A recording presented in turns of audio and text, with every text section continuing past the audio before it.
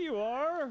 I don't know what the hell happened. In dental My thing froze up. Never mind. We can get this. That's I okay. didn't You change touch anything. It's okay. I didn't change Know it. that. So they're trying to withhold medical records No, because he wow. I'm going to pot you up, buddy. Yeah. Oh. After I told them that they can't withhold it. Oh, nice. So I had one dentist look at the records, and then I'm waiting for an attorney to give me his opinion. All right. Ah, gotcha. Hey, I'm Hey, back. Tom. So listen, your picture looks really good, though. The YouTubers say I should just keep you up there. Actually, welcome to the show. Listen, I just wanted to say something. I just had to reboot. I mean, that's all I did. Every once in a while, that's what happens. You have to reboot. John, thanks for being here. I'll be cutting out a little early today for some personal stuff going on. And speaking of, I want to bring this up. Some cases. We had that one case that we're not going to pursue about.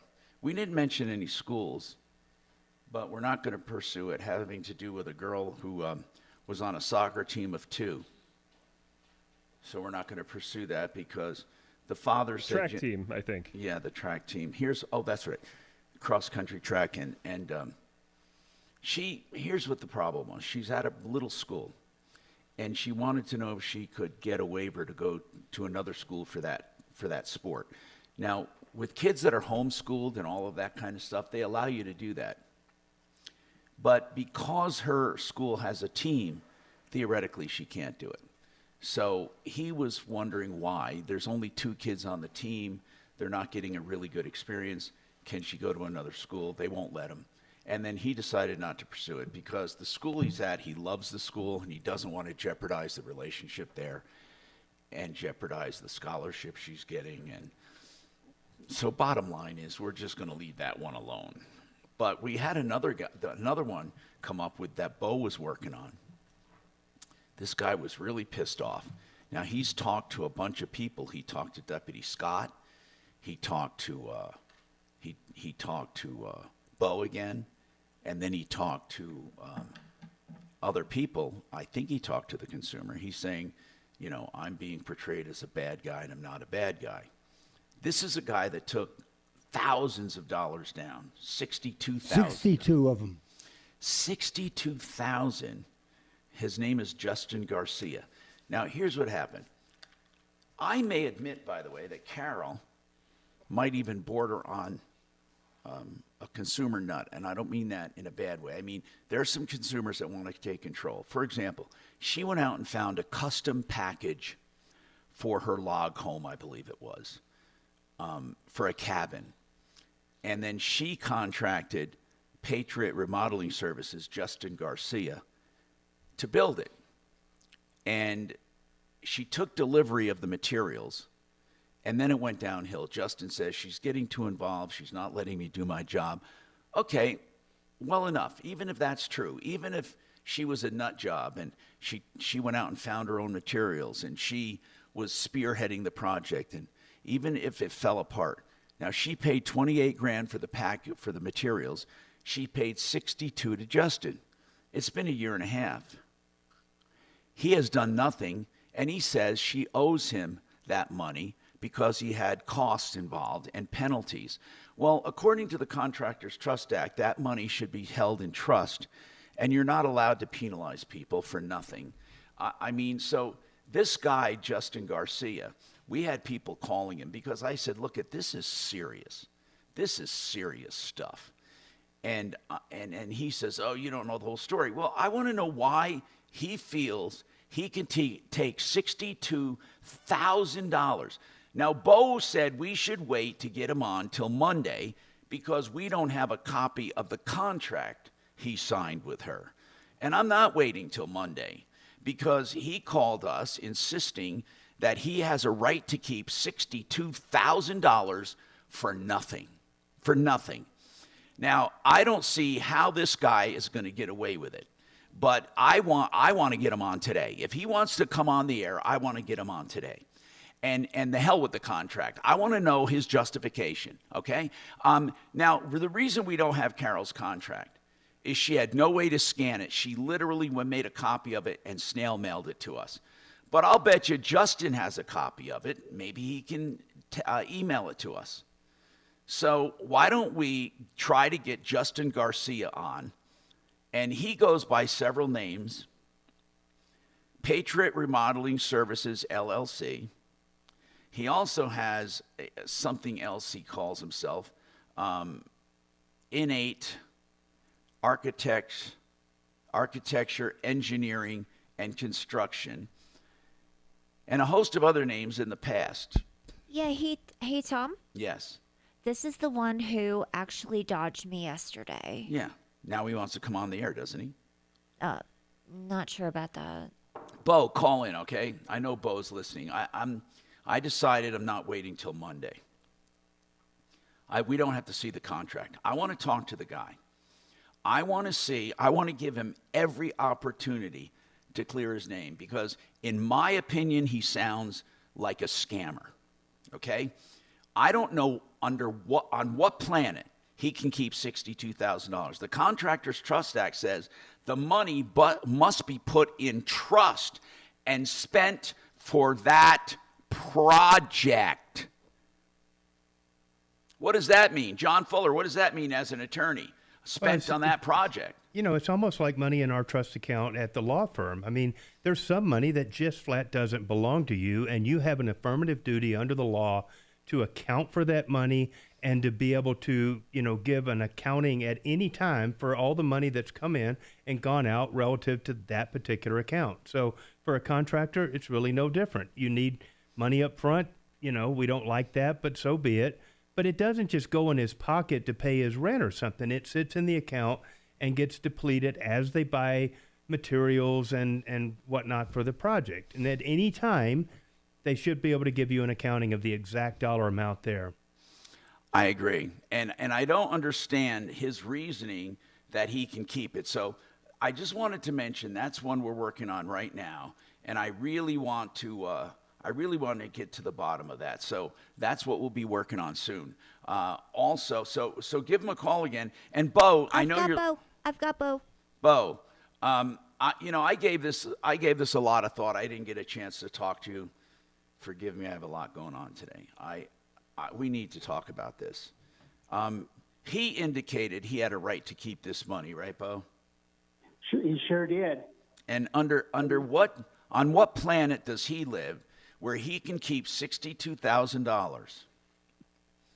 First, I mentioned that Contractor Trust Act, and he actually spouted off the CRS, and he says, well, I have something that's above the Contractor Trust Act.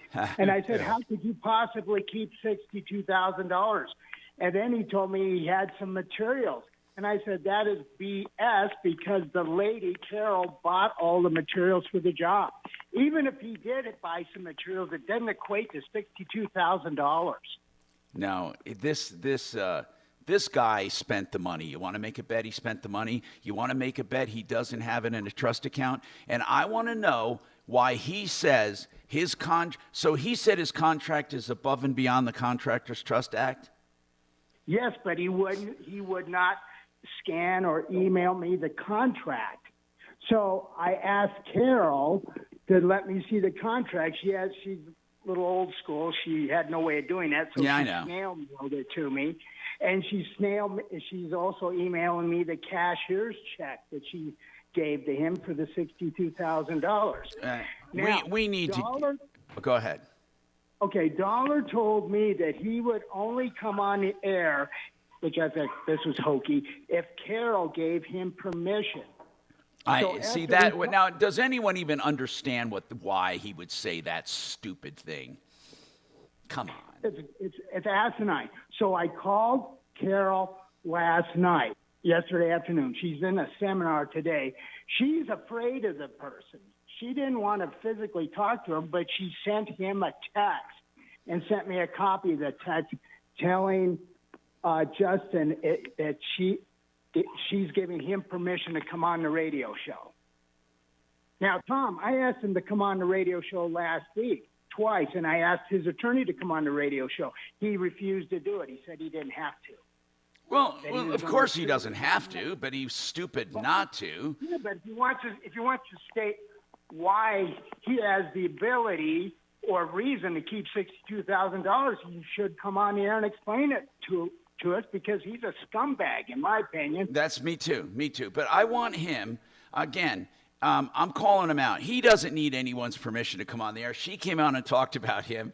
He can come on. Come on, man. This is so slippery. Justin Garcia, come on, bro. Huh? Come on, right? Patriot Building, 719-571-0437. Come on. Tom, man. if he has a legitimate reason to keep $62,000, and I'm wrong in misjudging him, I'll quit the show for. I mean, come on now. What reason? Here's the thing. There is none. I just don't want to get into it. I'm gonna take a quick break here. This sucks. I mean, the guy doesn't have a right to keep the money. And didn't he say something about $400 a day penalty? He told Dollar he had $400 a day in charges for every day. Yeah. That job So was really. So where are his losses on that? Okay. Anyway, I'm Tom Martino, 303-713-TALK, waterpros.net. Remember, the best water systems, lowest prices. This special is not going to last. It's truly an extension of a special. 2 systems for $31.95. The best system you'll ever get. Reverse osmosis drinking water and softening for the whole house, and the drinking water at the kitchen sink. Both systems, even at the low prices of Water Pros, $5,000 or more. Plumbers would charge $15,000 or more. He's charging $31.95 for both systems. 303-862-5554.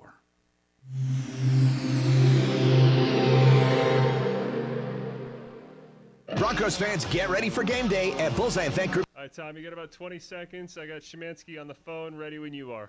3 hours prior to kickoff. Before And Kelly really wants me to point out that you need to look above to make sure you see the topic. Make sure you're reading above so you can see the topic.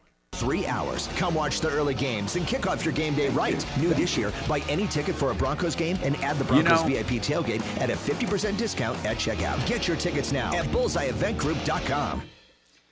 Some of my favorite people, Mark and Madeline Szymanski, they run Genesis Total Exteriors, of course. Mark does all kinds of stuff. He's on the forefront of new technologies, like with wonderful Align siding. He also does roofing, and he's got some coating for roofs he wants to talk about. Mark, what are we talking about when we talk coatings? We're talking a 100% silicone product. And there's several manufacturers out there. I like the Geico product because they have local representation, and the company's been around for like 50 years. This is a great product if you have a flat roof. Like just yesterday, I was on one of your listeners' roofs that was flat. It's a commercial building right down there by Rocky Stadium, and it's just a very old roof. And this is a perfect product to get them patched up so they don't have any more leaks. This product works on metal roofs. Like if your metal roof the paint is peeling off and it's just unattractive, we can coat it with this Geico product. If you got an EPDM, TPO roof, either one of those, and you have leak problems, this is a great thing. It extends the life of your roof.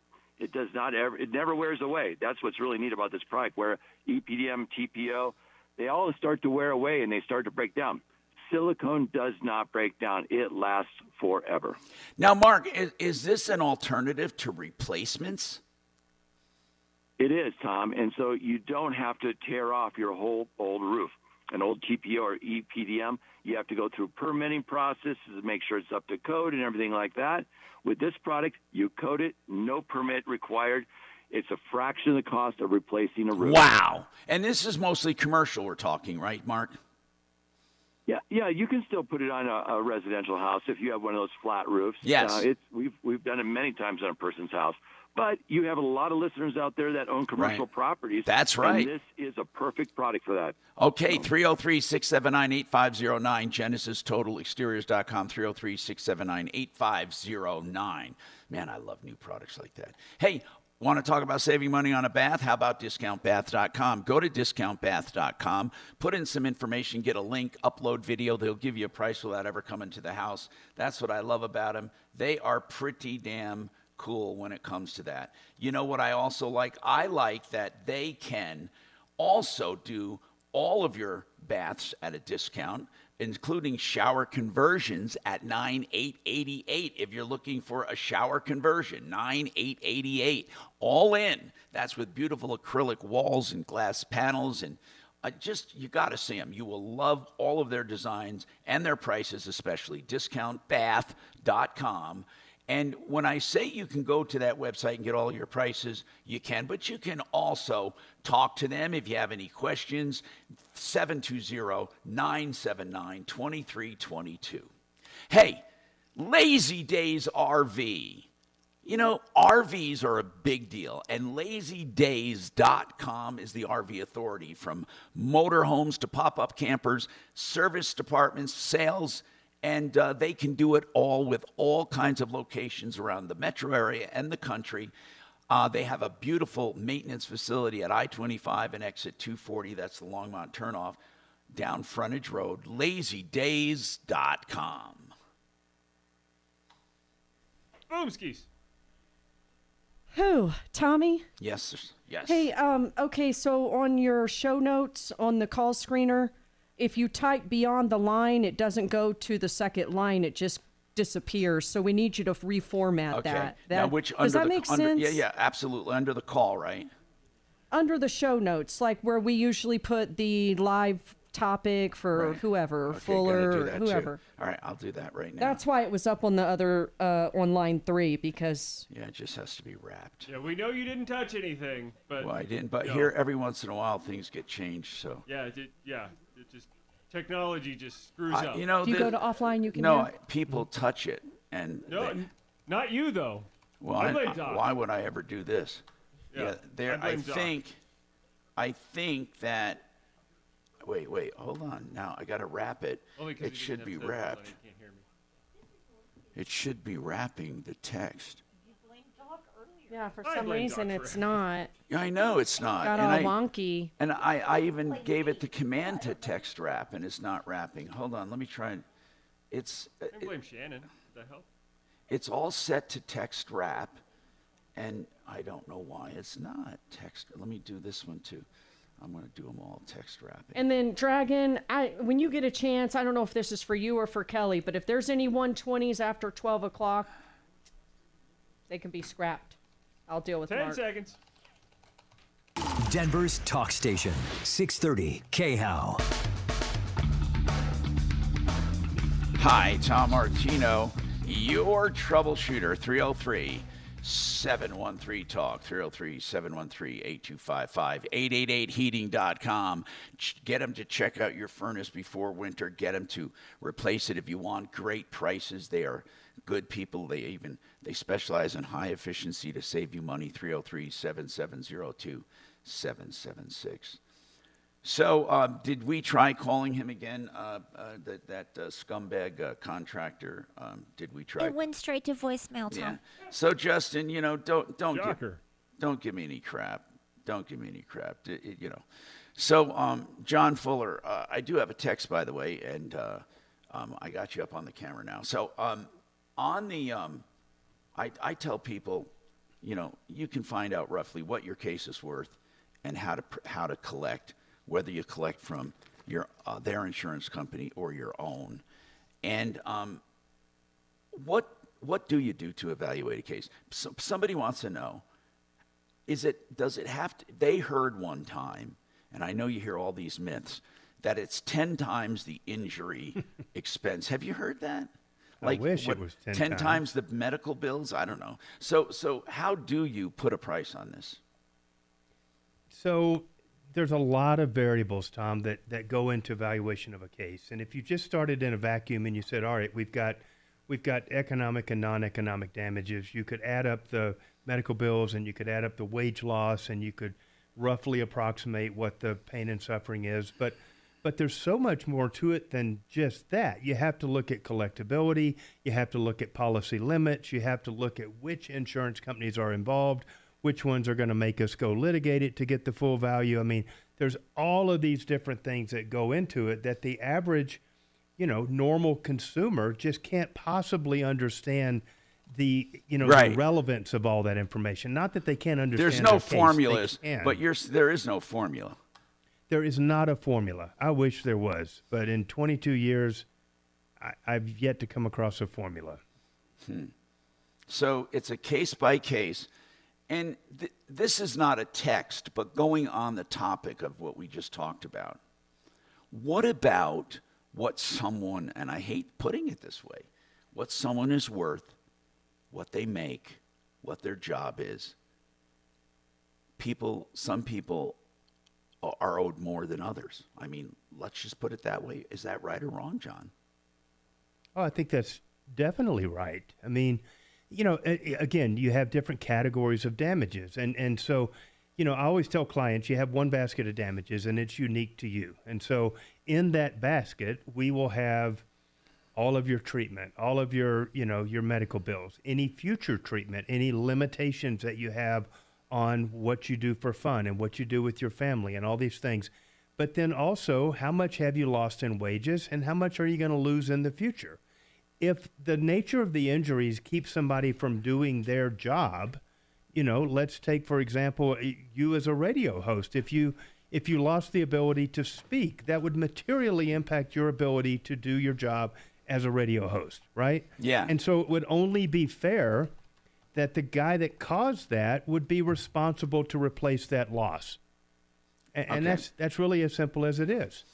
So, okay, if somebody is an unemployed ditch digger, what does that do to the scenario of damages? That will drastically reduce the value of the Okay. case. I mean, All right. it is what it is. The relative economic impact of a life-altering accident for a unemployed ditch digger is different on paper than for a, world-famous radio host, No, really, though, it has to do, I guess, with, what does it have to, it has to do with what your economic damages are. But what about pain and suffering? Everyone probably deserves the same for a sore back or not. Or, In a lot of respects, a loss of that's- life, of enjoyment. That's true, but unfortunately, those categories are capped in Colorado. So there is an upper limit depending on the type of the case and a lot of other factors. But there is a limit to these non-economic, intangible, if you will, losses in Colorado and in many states.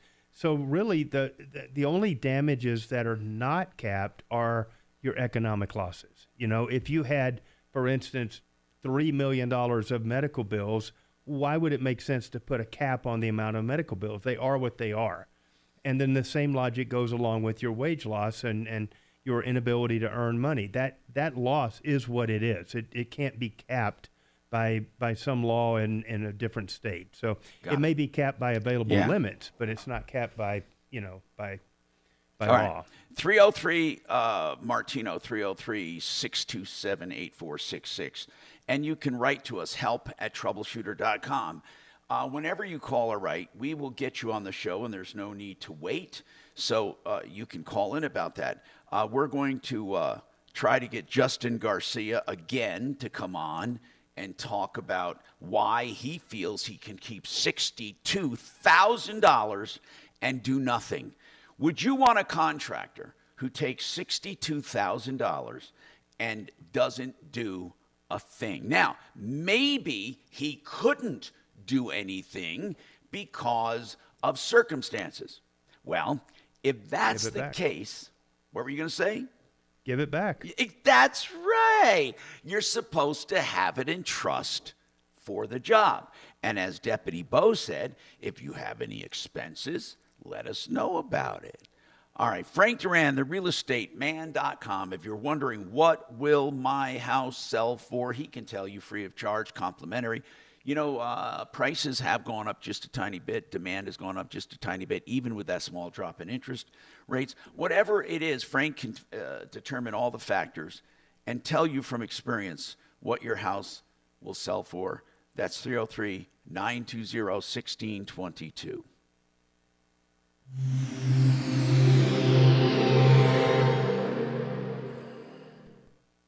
This is Denver's Talk Station with Tom Martino now. Dan Kaplan today at 4, 630 KHOW, Denver. Now, Impact Traffic. This report is sponsored by Blindster.com. Stay off of westbound I-76 right now. There's pretty much a full highway blockage here approaching Vasquez with a crash. In fact, it's only the right shoulder that's open to traffic right now, and we're sitting pretty stopped all the way back to 96th Avenue. Make sure you exit the highway. Maybe use Highway 2 to get yourself around that big backup in there.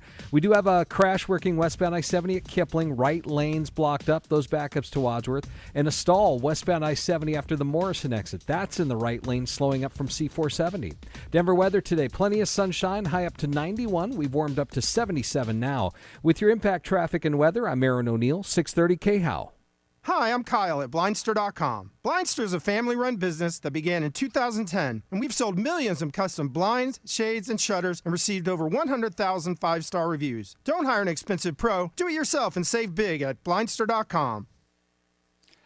Vestera Turnkey. What is it? It's an investment strategy for real estate, rental real estate. But this is where you don't have to do anything except invest, and they take care of it for you. They take care of the management, the finding of the properties, even the selling of the properties at the optimum time. It was started or founded by Barry Miller, a real estate man I have known for more than 30 years. He invented buyer brokerage. He invented the entire industry and spearheaded it. If you want to go to a seminar and find out about his latest strategy, and that is buying rentals trouble-free with management companies, research, and someone to babysit it all, and in many cases, doubling money in 2 years, mybiggestrureturn.com. This Saturday morning, okay? Sign up, mybiggestrureturn.com, or just find out about the program, mybiggestrureturn.com. Okay, now, let me tell you what happened. Tell me what happened. This is the second time this has happened, but I had forgotten about the first time, so I didn't react quick enough. So this Roadcaster, every once in a while, and I don't know why, it just freezes. It goes dead, but it's on. You can't even turn it off. The soft switch doesn't turn it off.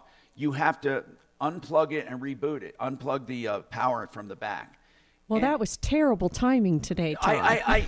Well, you know what? It was on, and the lights were on, so I didn't bother checking. I thought you were playing a joke. I thought you and Mark were playing a sick joke or something. Yeah, you guys sounded fine, but I really was just baffled by it. Now, by the way, just so everyone knows. We were very baffled. By the way, I did change. You know what I did overnight that just kept me up all night? Oh, my God. Not all night. Not all night. I actually changed. The worst thing you can do in a home. What? I changed the entire modem system for my Wi-Fi from CenturyLink. But you never touch anything. Well, last night I upgraded the modem to get higher. Now I have higher Wi-Fi and network speeds. Upgraded.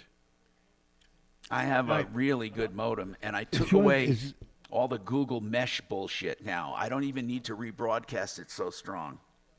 We just did that in my office. We just moved, and we paid my IT guy to come and put everything back in its happy place. And my office manager gal, I walk downstairs and I look, and she's got everything laid out on the floor because she thought the wires weren't neat enough and decided to redo the whole dang thing. I believe in that. Heart stopping. I'm all about anal on that stuff. You can be all anal, but it didn't work again until the guy came back and refixed it. Well, mine works, but no, I really did do the. Wait, your anal works, Tom? Yeah, my anus exactly. works. Yeah, so anyway, no, I really did. I replaced. It was actually trouble-free replacing the modem. It really was. I can't believe that I was able to disconnect the old one, put the old, and then you had to fill it with all your credentials. I shouldn't tell anybody. No, I don't know. Okay, Here's what happened. Now listen. I ordered a modem. So I could buy it and not lease it from AT&T? Yeah. Okay.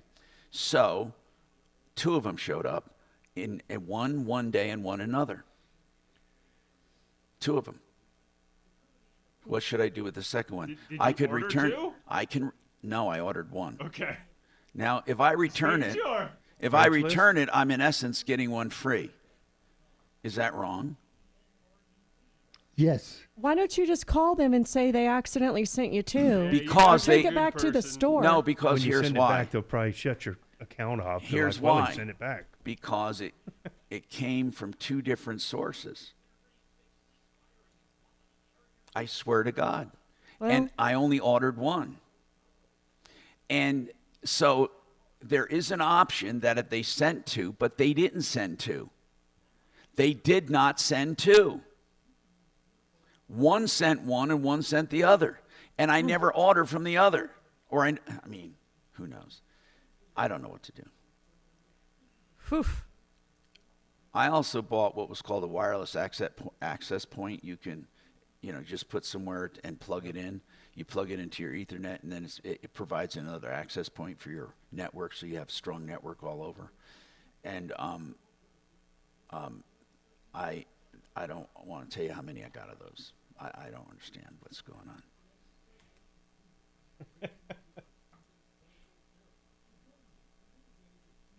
But Ooh, Chopper says return it via FedEx. yeah, then it won't get there. But your conscience is clear. You returned it.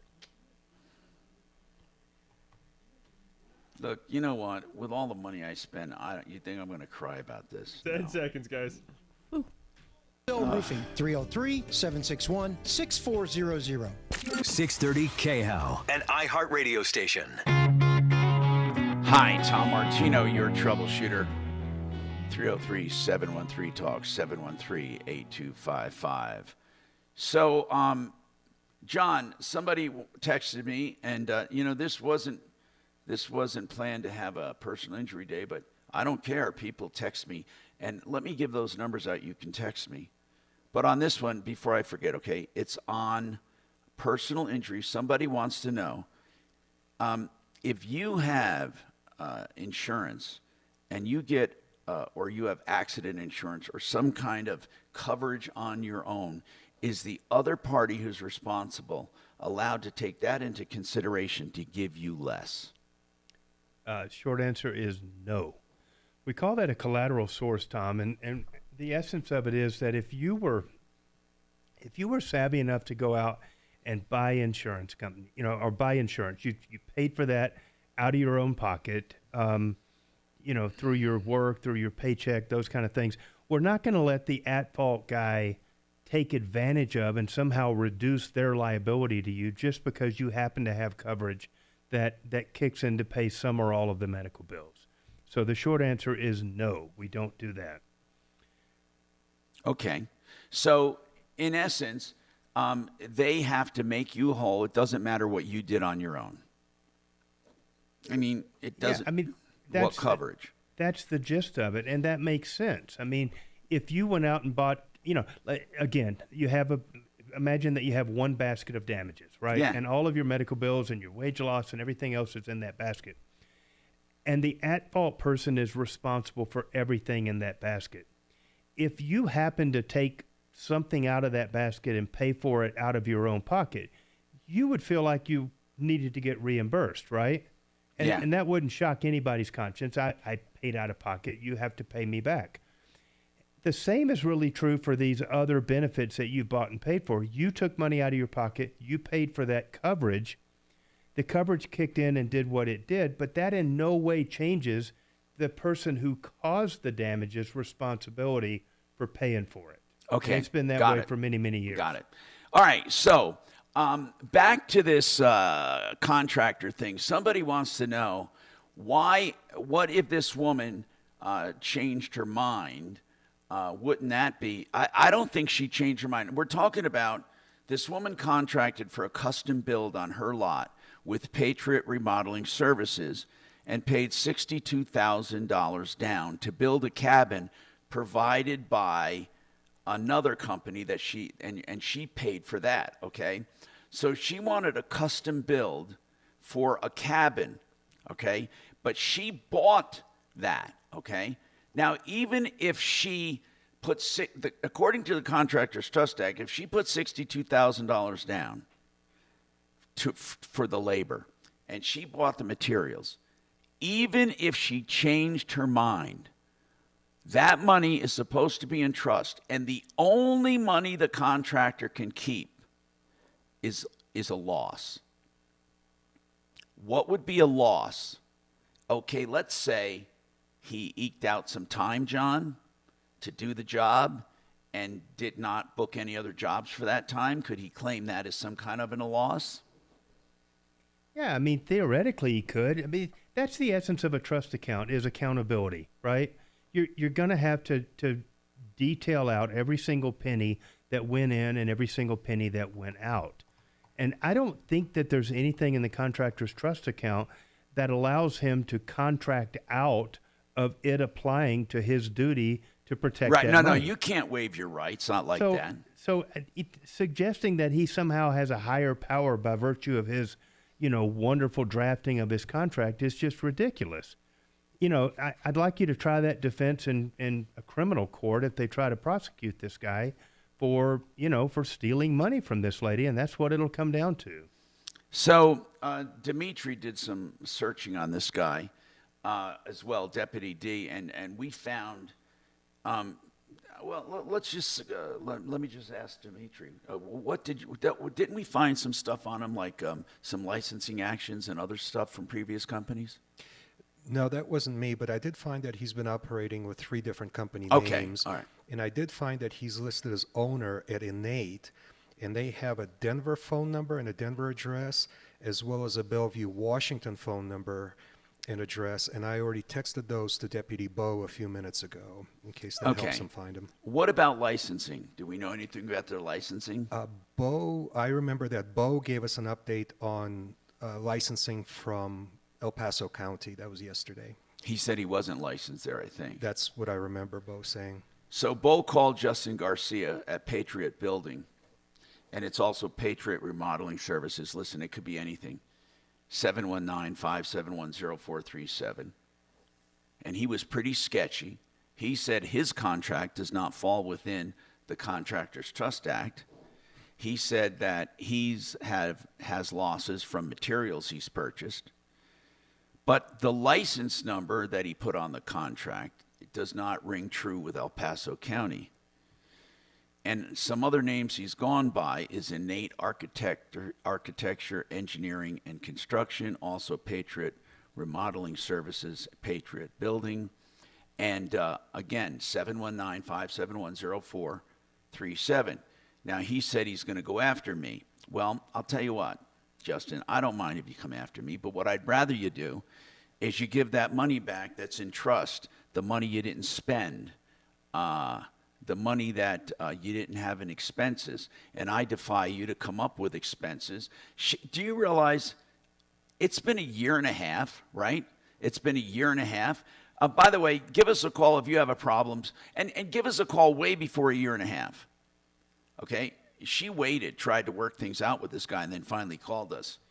But Garcia, you're all over our deputies off the air, flapping your mouth. You said you wanted to go on the air. Come on the air. I promise you, really, as much as I'm doing this now and giving my opinion and calling you down, you come on, I'm going to treat you with respect and let you tell your story. I really am. I really am. But I'm going to have some questions too. Okay? You're not going to smooth talk me, bro, but you can come on the air. Come on, Garcia. Come on the air. Come on the air and tell us why people should trust you when they give you money, that you're going to do the job or give the money back or keep it in trust. And I want to know why you feel you can get around the Contractors Trust Act. He's probably meeting with an attorney this morning because he didn't realize it was going to go this far. And again, I want to make sure I want to get him back up. I want to make sure he contacted the El Paso County District Attorney.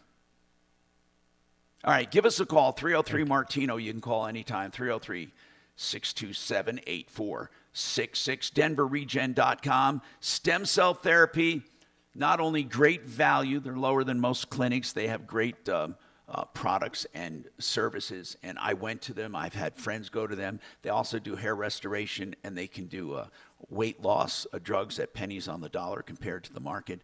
DenverRegen.com.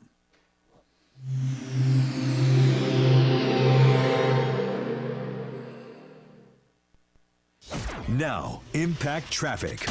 This report is sponsored by Blindster.com. Stay off of westbound I-76 right now. There's pretty much a full highway blockage here approaching Vasquez with a crash. In fact, it's only the right shoulder that's open to traffic right now, and we're sitting pretty stopped all the way back to 96th Avenue. Make sure you exit the highway. Maybe use Highway 2 to get yourself around that big backup in there. We do have a crash working westbound I-70 at Kipling. Right lanes blocked up, those backups to Wadsworth. And a stall westbound I-70 after the Morrison exit. That's in the right lane, slowing up from C470. Denver weather today. Plenty of sunshine, high up to 91. We've warmed up to 77 now. With your Impact Traffic and weather, I'm Aaron O'Neill, 630 KHOW.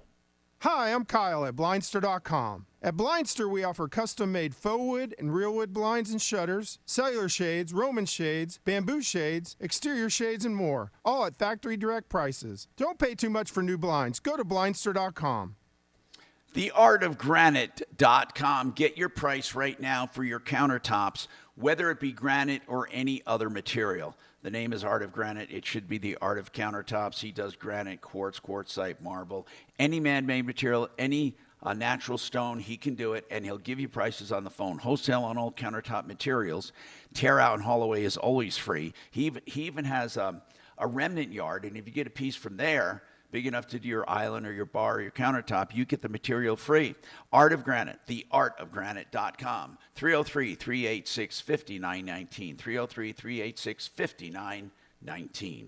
You often hear me talk about Frank Duran, the realestateman.com, doing free market valuations of your home to see what it will sell for. But let's talk about how he sells a home. He outbounds it hundreds of thousands of times around social media and marketing and online.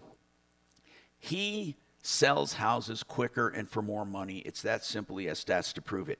When you hear that from anyone else, know this: they can't prove it. Frank can. 303-920-1622. Frank Duran, the realestateman.com.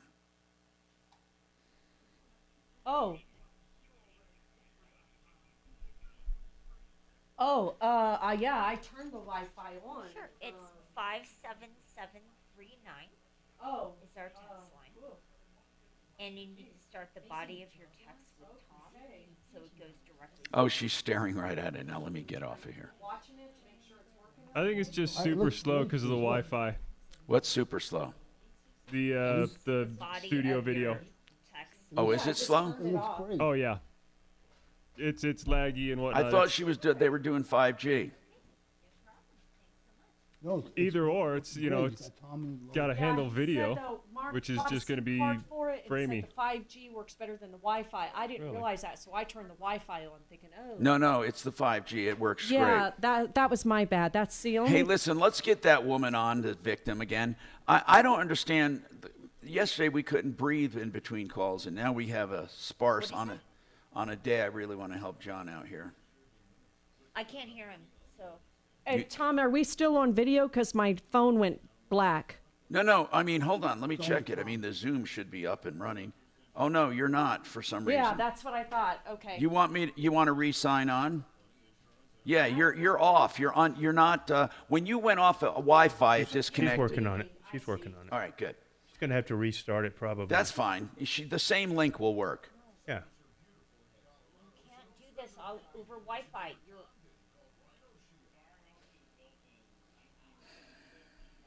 So, what are you working on? Anything? Well, I have two open cases, but they're stalled because, temporarily stalled because on one of them the consumer hasn't provided me, that's the Bissell, the missing Bissell machine. She doesn't have a tracking number, she doesn't have a work order, but I cultivated a very high-end contact at Bissell Corporate. We got to put it on our list then. The Bissell contact, I'll email it to you. And then the other one is that squirrel damage to the panels, to the solar panels. Yesterday evening I finally spoke with a repair contractor, and I asked him to tell me like how the critter guard should be installed, how was it installed, and how the difference between should and was led to the animal infiltration. And so he said he'll consider answering my questions and get back to me on that. The problem is that contractor never went on the roof. He didn't take the pictures. His installer did. And so I'm trying to get that information from his installer via the contractor, because he won't disclose to me who his installer is. So they're both paused. I'm so off today. I'm going to tell you something. When I leave, I need you to stay here. I'm going to my daughter's surgery. I'm going to be there when she gets out. But I need you to stay here, and it's really important. I'm going to talk about this. Okay. I'll be happy to stay. Because they need you to. Good morning. Thanks so much for calling the Tom Martino Stop the Show. stream when it's done. Sure, I'll be happy to do that. And I'm going to show you how to stop it. Okay. But also, will you let yourself out?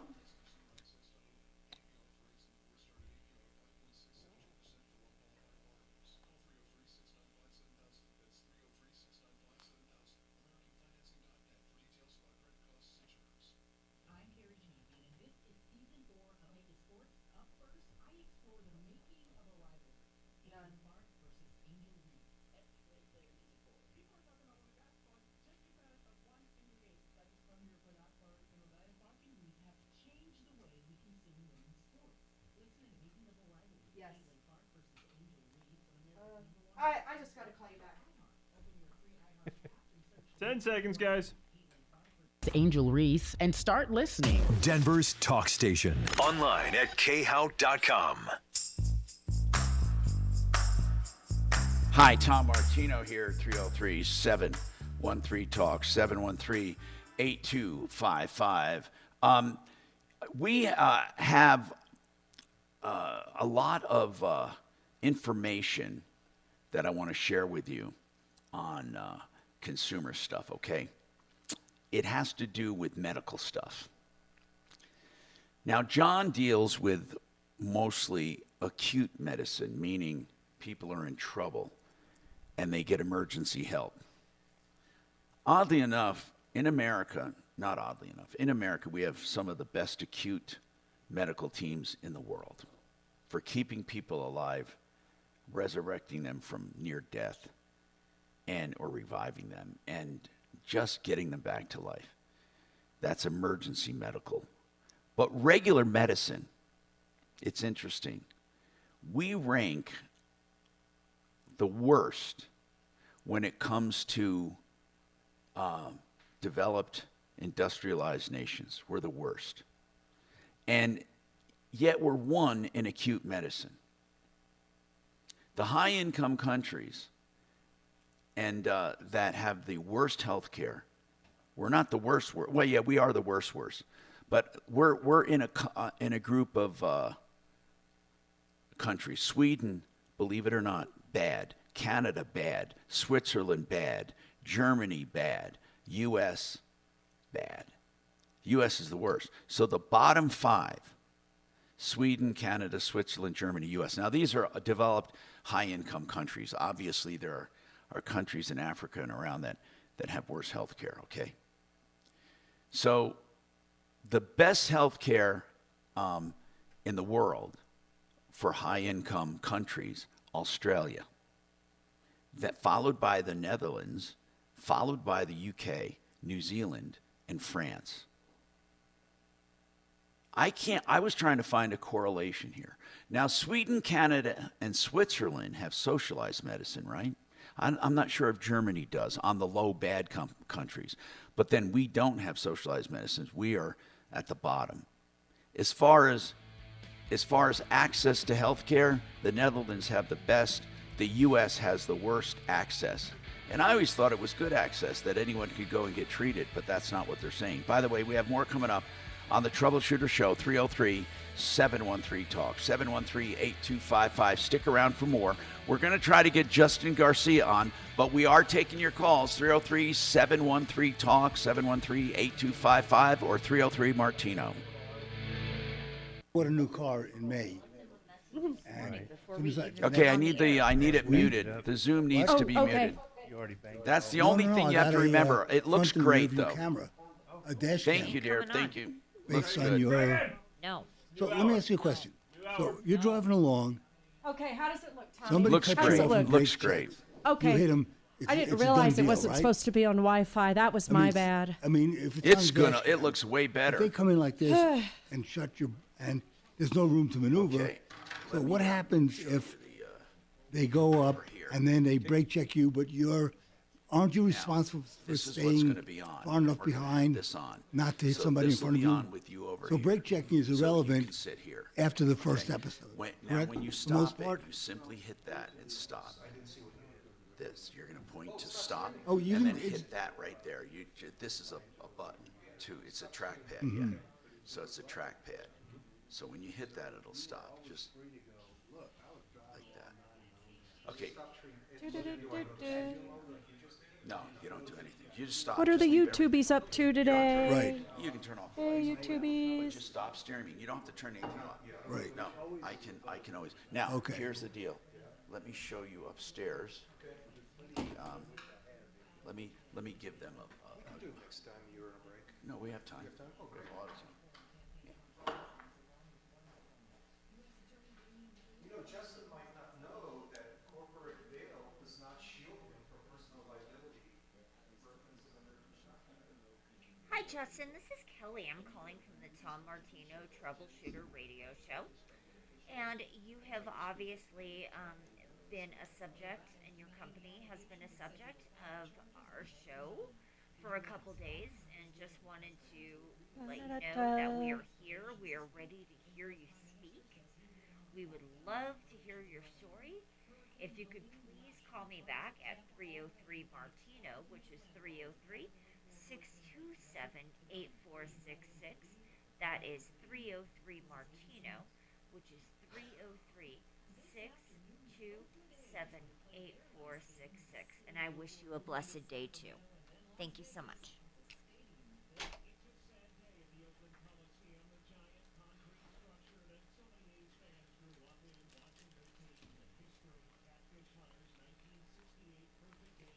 It's so funny. That's another thing people get wrong. What? It's quit claim, not quick claim. Oh, yeah.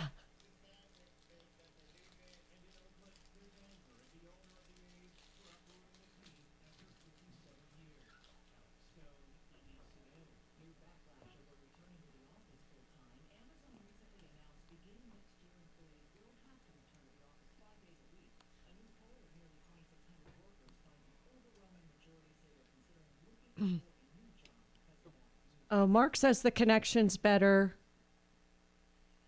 and it's not freezing, so that's good. Dear.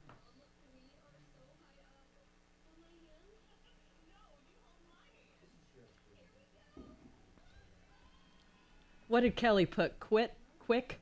Yeah, it's quit claim. It's quit. Quit claim deed.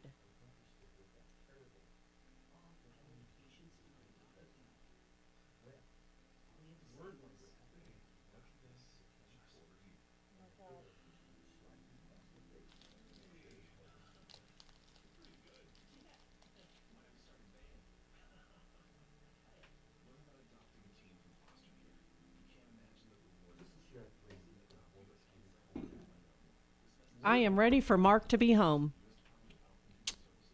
Hey, Doc, I'm ready for Mark to be home. Really? Yeah, I am. I've been on a juicing detox diet Two whole since he days? left. I haven't had a meal since Monday. I bought a juicer. We should talk about that. I bought a juicer 2 years ago and never opened it, so I had this brilliant idea. Hey, maybe I should do like a detox while he's gone. We're How's always that- going out for beers how's and that stuff. working out for you?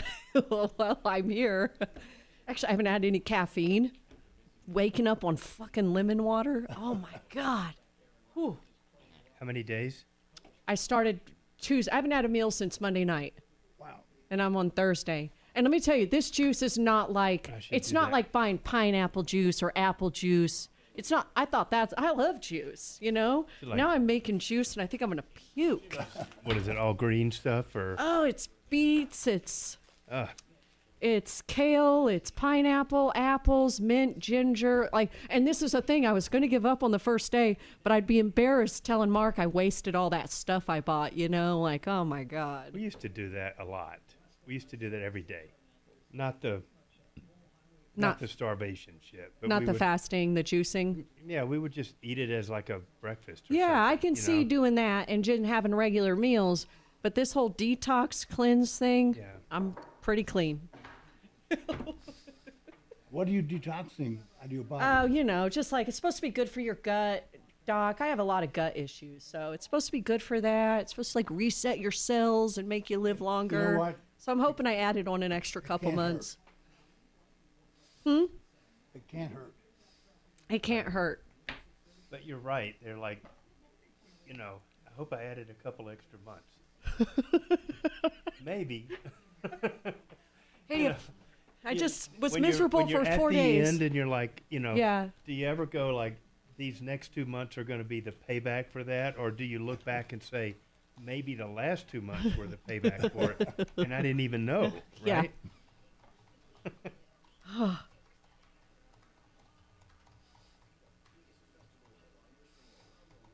Girl Friday, do not be excited.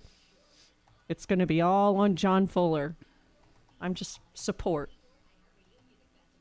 Who are you talking to? YouTubies. Somebody on the YouTube. Radio's so easy, a lawyer can do it. Right. I'm going to show you how bad a lawyer can mess it up.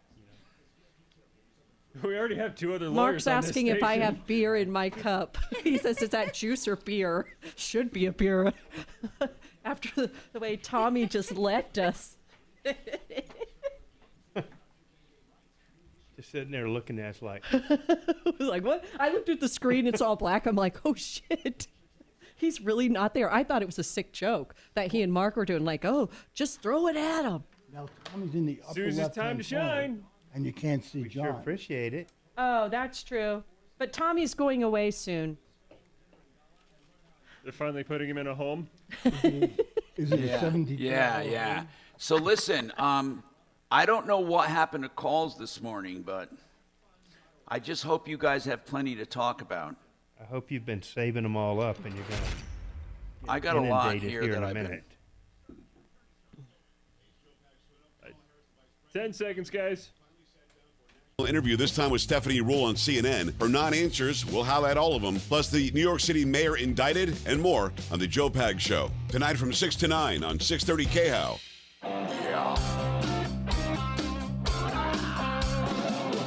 Ripped off, bad news. You need advice so you don't have to lose. We'll come running just as fast as we can. Troubleshooter's gonna help the common man. This is the Troubleshooter Show. Now, Tom Martino. Hi, Tom Martino here, 303-713-TALK, 303-713-8255. So we are here to help you, and we do it every single day. Solve problems, answer questions, take complaints, and make your life just a little easier. And we have this ongoing case that we've been talking about that we'll get to. Deputy Bo has been in touch with the El Paso County District Attorney's Office, and we'll be talking to the investigator there about violations of the Contractors Trust Act. Right now, Richard is on the phone and wants to talk about a quit claim deed, which a lot of people call quick as in fast. It's actually quit as in I quit my claim and give it to you. What's going on, Richard? Well, Tom, thanks for taking my call. My dad did this. He quit claimed it to me at the beginning of August. And last week, when I was listening to your show, you said there are some people think they can do it a certain way, and it ends up being the wrong way. Well, it depends on what it depends on how. Why did he quit claim it to you? Well, okay, my sister lives there, and she lived there for 10 years, and she's just not capable of taking care of the place, and he's getting up there in years, so I guess he just thought that was probably the best thing to do. But why? What was Richard? What was the point? He wanted to leave the house to you when he dies. If he wanted to do that, he should do a beneficiary's deed, if he did a quitclaim deed when he's alive, that's a legal way to do it as well. Does he owe money on the house? No. Okay. So a quitclaim deed would be strong, but it's not wise. He accomplished what he wanted. The house is now yours. Okay. But he screwed you. I'm listening. Here's why. How's that? Here's why. If it was a beneficiary deed or left in a will or left in a trust, meaning all three of those ways, all three of them happen at death. The trust, the will, and the beneficiary deed. The beneficiary deed is him on the deed with you taking over. So all three of those happen at death. At death, the day of death, the house has a day of death value. That value is presumably market value. If you want to sell the house then or shortly after, you will have hardly any capital gains taxes to pay because you're not going to make that much of a profit. If he leaves the house to you on the day of his death, let's say it's worth $500,000 and you sell it for $500, there's no capital gains. If you sell it for $600, you have $100,000 in capital gains. Okay? Now what he did by quit claiming it to you, you inherited his basis for the property, his value at the time he bought it. How long has he been there? Well, I would guess he probably owned it for 10 years because it was a will from my grandma to him. What did he buy it for, or what is his basis when it was willed to him? Honest Tom, I don't know. Well, let's take a guess. What's it worth now? Well, right now, according to the city and county stuff, it says $433,000. Yeah, you can't go by that. You don't go by the tax assessment, okay? So it's probably more like $550 or $600. But let's say, just for argument's sake, it's $500. Okay? What do you think, just roughly, what do you think he bought it for?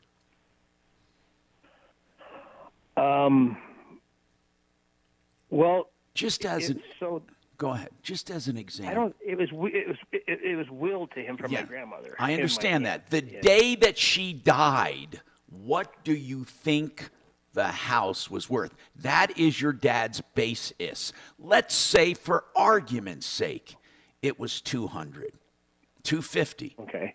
Let's say $250. Okay. Okay. Okay. Now, that is now your basis when he quit claimed it to you, $250, not day of death. Ouch. Now, that means if you sell it for $500, you're going to pay tax on $250,000, whereas you would not have paid that tax if you got it on the day of death. Do you see the difference? Oh my God, yes, it's horrible, yeah. So he cost you right now, if the Democrats have their way, it'll be more, but right now it's 20%, 15 federal and 5% state. So you are going to pay 20% on that. So if you make whatever you make, take 20% off of it on that house. And you don't get to count the basis on the day of death. You have to go back. So you need to find out what that house was worth. You literally need to check the records and go back to the day he inherited it. That's his basis, and that's your basis now.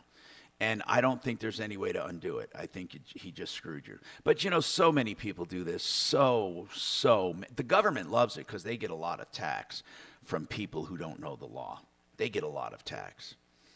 So if you make $250 on this house, you're looking at a tax of $50,000. Jeez. Oh, I was afraid when he said last week this was going to happen. When did he quit claim it? When did he quit claim it? 1st of August. Why? August 8th. I mean, he thought he was doing the right thing? Yeah. All right. Well, that's too bad. You know what? I do want to talk. Did you say Kachina that Mackenzie's not available this week? Did you tell me he was not available this week, Dan McKenzie?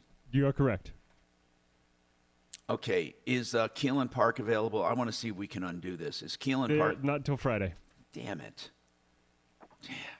I have two experts, and they're both gone for the week. I want to know if we can undo it. Who else can we ask? Okay. Maybe David Salisbury. He retired. I don't know if he. Yeah, I don't know, Tom. But he still knows stuff. Dan McKenzie's in court, or what? Is he on an issue? By the way, not sure. Tom, what if he quit claims it back to his dad? Wouldn't that just undo the deal? Hold on now. That's what I was thinking, except now his dad, I think, gets a new basis, too. I mean, has the quitclaim been recorded yet? Good point, John. Yes. Oh, man. I wonder who would know. God, this is a really important question. We might have you back tomorrow to talk to Keelan Park. They're going to be available tomorrow. Let's hope we can undo it. I don't think you can, because I think once it's recorded, now it's a whole new ball game. Now when it goes back to him, I don't think that man gets his old basis back, which might be better, actually. Well, no. Wait. If he inherits his dad's basis, and then the guy who gets a quitclaim inherits his, I don't know, Doc. Maybe. Let's just wait and see. We're gonna try to find an expert today. If we can't get one of them, we'll get you on tomorrow. Okay, Richard? Sounds great. Thank you. Yeah, and listen, people. How many times do I have to say this? Don't try to do estate planning on your own. You're screwing yourself. Just don't do it on your own, okay? You know, these quitclaim deeds, they're so stupid. Here's another stupid thing. When you have these people limiting the gifts they're giving to their grandkids and to their kids and their nieces and nephews for college and all that, they're limiting it to that $16,000 limit. There is no limit, okay? There is no limit. Oh, I can only gift $16,000 to my people per year. No, that's not true. Not true. You don't pay tax if you pay more. You can give, right now, I'm just going to tell you right now, the way the law is, you can give $1 million of your money as a gift to anyone, and they don't pay tax on it right now, this year. $1 million. No gift tax. Do you understand that? Here's what the law says. When it goes over, please remember this, because I have gotten attorneys who don't even know this.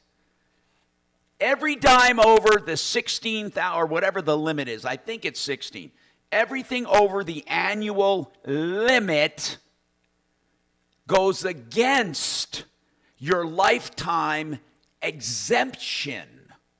Right now, we have a lifetime exemption individually of about $15 or $16 million, which means we can give away up to $15 or $16 million in our lifetime without any estate tax.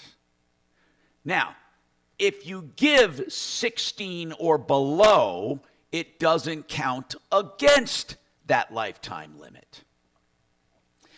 If you give more than 16, the amount above the 16, only that amount, goes against your lifetime exemption of the 16 million, which is 32 million for couples.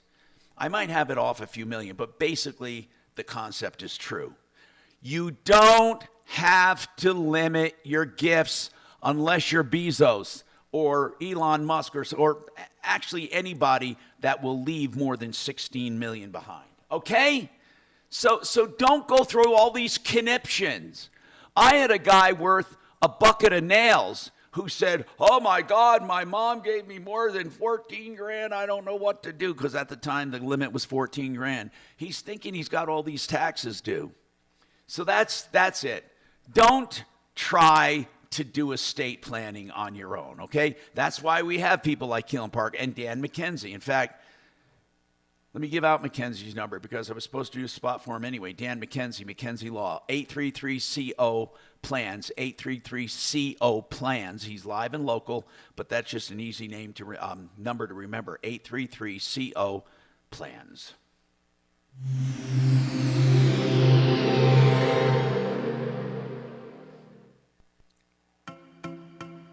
How do you preserve your wealth and live the lifestyle you've always wanted to?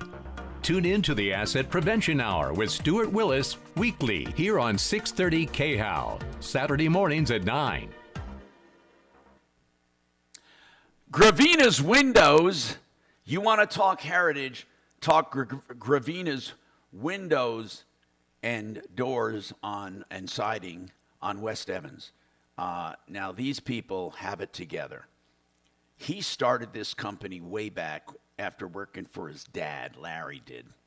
Like 88, he took his son in the business. His son has 25 years experience. Larry is 50. That's a combined experience of 75 years. The foundation and heritage every company wants. Free estimates on 50 lines of windows, quality, energy efficient siding, windows, doors, you name it, they have it. Why don't you think tradition? Think Gravina's, the people I've known and trusted for more than 20 years on my referral list. GravinaWindows.com, West Evans, 303-472-8462, 303-472-8462.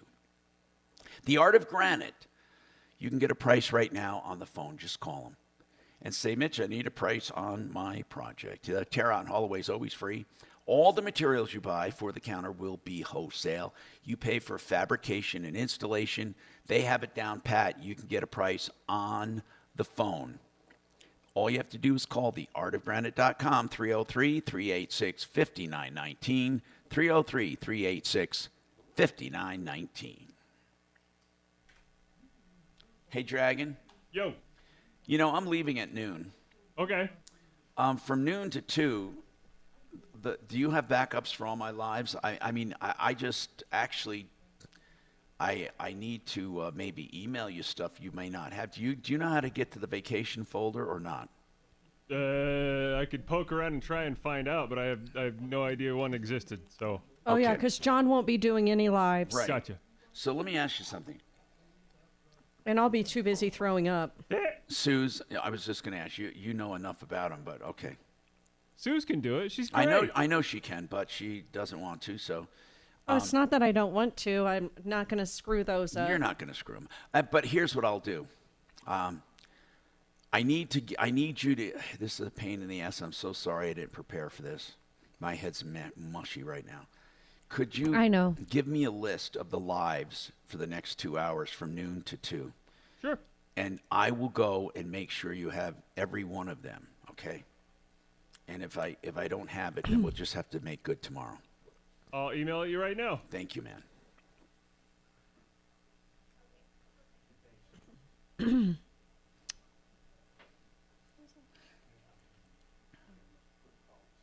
Okay.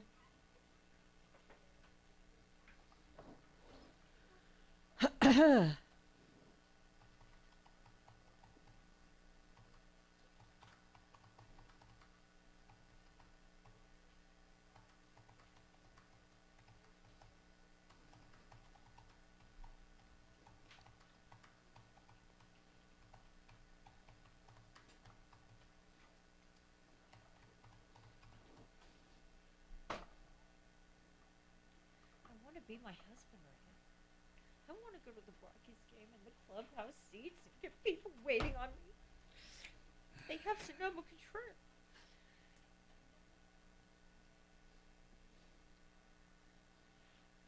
Let me know when you email that. I'll go look at it.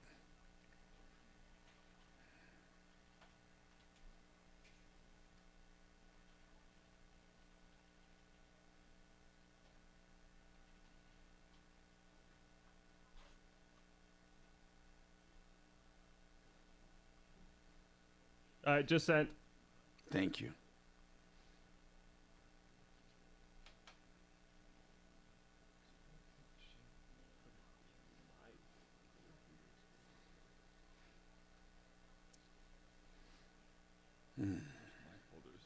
Now, Fuller, we can just have Fuller talk about himself.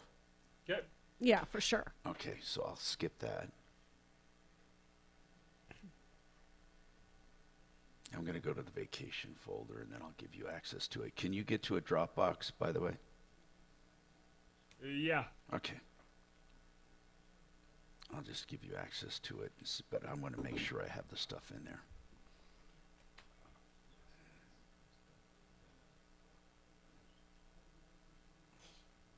Adam, I guess I need to take a shower. Yeah, maybe.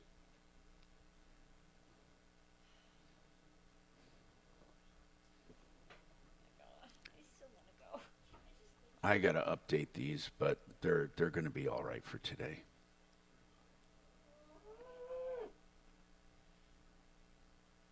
Technically, I don't have to be back here before 4. Hey, Gravina's I don't have. That's the only one. Oh, Mark said he has one he can send. Mark, are you listening? No, I'll load one if he doesn't. He says he has a recorded one if we needed it. Do you need him to? I have the recorded one that he has. Okay. Let me just get it here. I'm trying to do this. All right, 10 seconds, guys. Trusted local fiduciary advisors. TrajanWealth.com. Denver's talk station. 630 KHOW. Hi, Tom Martino, your troubleshooter. 303-713-TALK, 713-8255. All right, so Brian has a question about real estate taxes. Hello, Brian. What's going on, man? Hi, Tom. Thanks for Yes, talking sir. with me. Yeah, so I've got. I heard you talking about taxes and real estate. So a Yeah. basic question about my specific scenario. I bought a new house, moved into it, and been waiting to sell my current house. So I'm carrying 2 mortgages. Whatever. I always do things the hard way. I'm just trying to understand what is my capital gains going to look like. My burden when I actually do get to the closing table on my old house. Now, you have a primary residence that you're going to sell. Is that correct? Yes. Okay. Let's talk about your primary residence. A lot of people think capital gains are contingent upon whether you bought another house or not. It's not anymore. Capital gains, I'm going to simplify it. Capital gains works this way. You pay capital gains on whatever you make on your private residence above the exemption for private residences, okay? Now, it's that simple.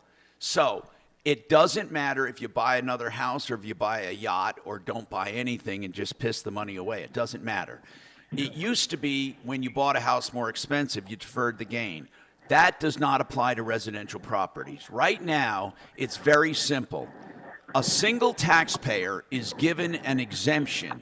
They can make a profit of $250,000 and not pay a dime of tax. Oh, good. Now, if you own it with your spouse, you each get $250,000 for a combined total of $500,000 exemption. Okay? Okay, well, that's real simple. I'm in the clear. Yes. Now, but let's just say how do you figure your basis? A lot of people figure what they paid for the house. But if you put carpeting in the house or any permanent improvement, that's not window coverings, unless they're built-in shutters and stuff. But if they are if they are permanent improvements to the house, like landscaping, carpeting, painting, new furnace, new water heater, any of that can be added to the purchase price to give you your new basis. So you're allowed to count everything you spent on that house for permanent improvements to get your basis as high as possible. Once you get your basis legally to as high as possible, then you can also subtract or add to it any selling expenses, commissions, and everything. So the only thing they look at is pure profit. So if you have a pure profit under $250 as a single taxpayer, you're not going to pay any capital gains. Do you own it with your wife or alone? So it's in my name only. Okay, well, I think we're it doesn't at that matter. 250 It mark. doesn't matter if it's just in your name. If you both have, is it both your primary residence? Yes. Yeah, so it's both of us. Yeah. So anyway, you would talk to an accountant about that. I believe that you're not going to worry about it though. And do you have any nibbles on the house? Say again? Do you have any nibbles? I mean, anybody selling the house? I mean, what's going? Yeah. Actually, so the day after it was announced they're dropping the rate, we got an offer and went under contract. Oh, that's great stuff. We're wiping away. So that brings up another question. Do I get, since you said expenditures of selling, does that include the fact that I'm paying do I get to wipe that second mortgage off? Well, what does that mean? The cost, Well, I'm the mortgage has nothing to do with it. In other words, it's the profit you make. Obviously, if you refinanced and sometimes the mortgage counts, some of that doesn't. All you look at is what you bought the house for and what you added to it in improvements. That's all that matters, okay? That's it. Okay. Yeah. And then that will count. Selling does not include. What's that? Like that. Okay. Yeah. The cost of selling that you mentioned, that doesn't include the 4 months of paying on two. No. It does count. Okay. It does count. The whatchamacallit does count. The commissions you pay will count, however. Oh, the commission. Okay. Hey, Tom, does landscaping count? Yes. Or is it only the physical house? Landscaping would, if it's part of the property, permanent property, if you did a patio, if you did a tree, it's all goes to that property. Oh, good. All right, Okay, man. Good. No, we're going to do fine. Thank you much. I think it's great. I think you're going to sell now, especially with the. Oh, you just said you did. You have a contract, so I wish you the best. 303-713-8255. So what is your question? What is your complaint? What is your need? We want to help you all at 303-713-TALK, 713-8255. ExcelRoofing.com has an excellent EXCEL. They do repairs, complete replacements, and they don't take a cent until you're content. And they are the greatest, I'm telling you, one of the greatest companies around the way they run a company. We don't get any complaints. 303-761-6400. No worries about those spots, Tom. I was able to find a folder over here. Okay, but I have some extras. KHOW Denver. Extras? Vestera wasn't in it. Download the free iHeartRadio app. I've got the brand new ones. I got the Vestera talking about Saturday stuff. Okay, so I don't have to give you anything? Correct. Okay, thanks, I got you covered. Thank you. By Dell Technologies. Well, they're still cleaning up the wreck westbound I-76 approaching Vasquez. Everything's to the left lane and shoulder area, so you want to keep right. And Dimitri will be here to help out if we Jam need it. 296th Avenue. A calls, lot of and heavy stopping of speeds. He can turn stuff now off it looks after like we got a it's new done. wreck westbound 270. Approaching York, and it looks like this one's going to be out of traffic, but that entire stretch slow up from Quebec. It's slowing eastbound 270 coming down from I-25, and they're still working on the crash westbound I-70 approaching Kipling. 2 left lanes blocked up in there. We're backed up past I-76. Denver weather for today, plenty of sunshine, high up to 91. Right now it's 80. With your impact traffic and weather, I'm Aaron O'Neill, 630 KHOW. Now your ideas don't have to wait. Dell Technologies and Intel are pushing what technology can do. So great ideas can happen right now. Bring your ideas to life at Dell.com. Welcome to now. Do I have a spot right now? Yes, Lazy Days. Lazy Days. I love talking about Lazy Days RV, but it's just lazydays.com, D-A-Y-S, lazydays.com for sales, new and used, Class A's, Class B's, Class C's, pop-up campers, whatever you need, they have. They're great people at lazydays.com. They can also do service, of course. And what I like is whatever you have done is backed up all over the country with multiple locations. lazydays.com. Is there a list of things I can ask you? Do you have anything?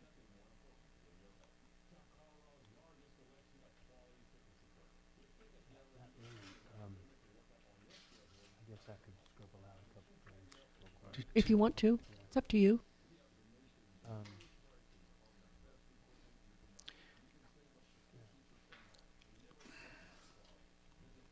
All right. Oh, goodness. Is Mark coming back today or tomorrow? They come back tomorrow night. Late, too.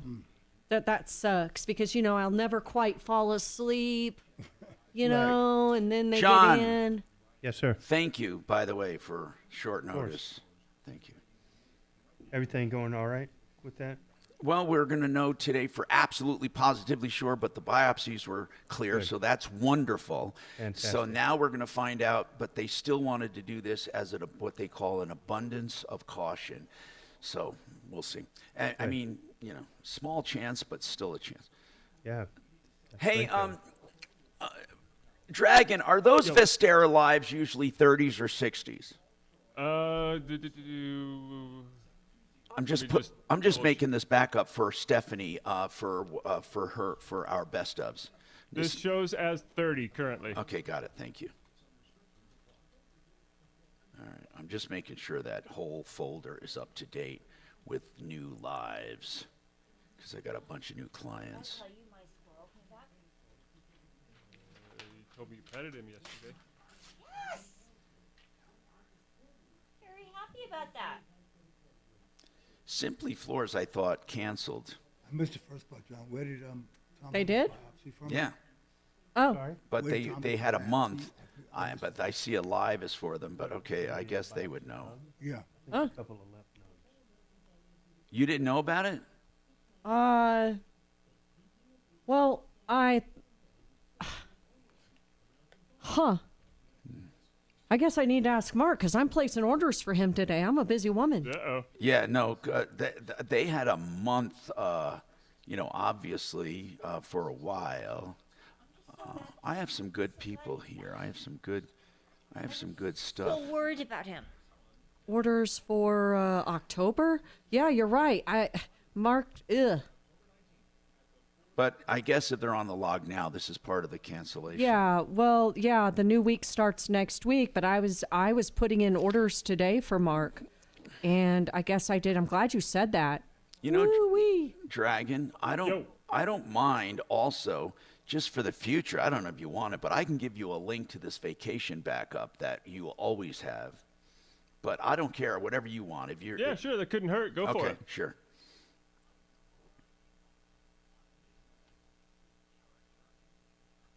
The problem, I have 2 Brad Williams in my contacts.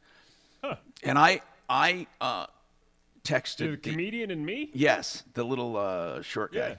Yeah. I texted him because we took him out to eat and got to know him a little, and so I had his number, and I texted. I thought I was texting you, and I'm texting him, and I'm pissed off about why aren't you responding? I can't get 5 on the board, or one of those times when 5 didn't come up when Yeah. and he says, "What the fuck?" Yes, that's beautiful. Get the 5 on the board. Change it around. Just put me in as Dragon. Yeah, I have to do that. That's exactly what I'm I going to still do. can't believe nobody is remarking about the fact my squirrel came back. That's because we're busy talking shop. Her what came back? Squirrel. Aren't you so glad our squirrel's not dead? Oh, you have Dragon at iHeart. That's a cool name. all right. You have actually. Can Dragon. I read this have a handwriting? squirrel Yes, I here can. At the station, and it comes to Legible, visit me, and logical, it all eats that out of my stuff. hand, and I pet it. And she catches rabies. No, I don't. Excuse me? I don't have rabies. Look, what you do on your own time is between you and 10 seconds, guys. 86. Hurt in a car crash? Get John Fuller on your side. Search attorney John Fuller. 630 KHAL, an iHeart radio station.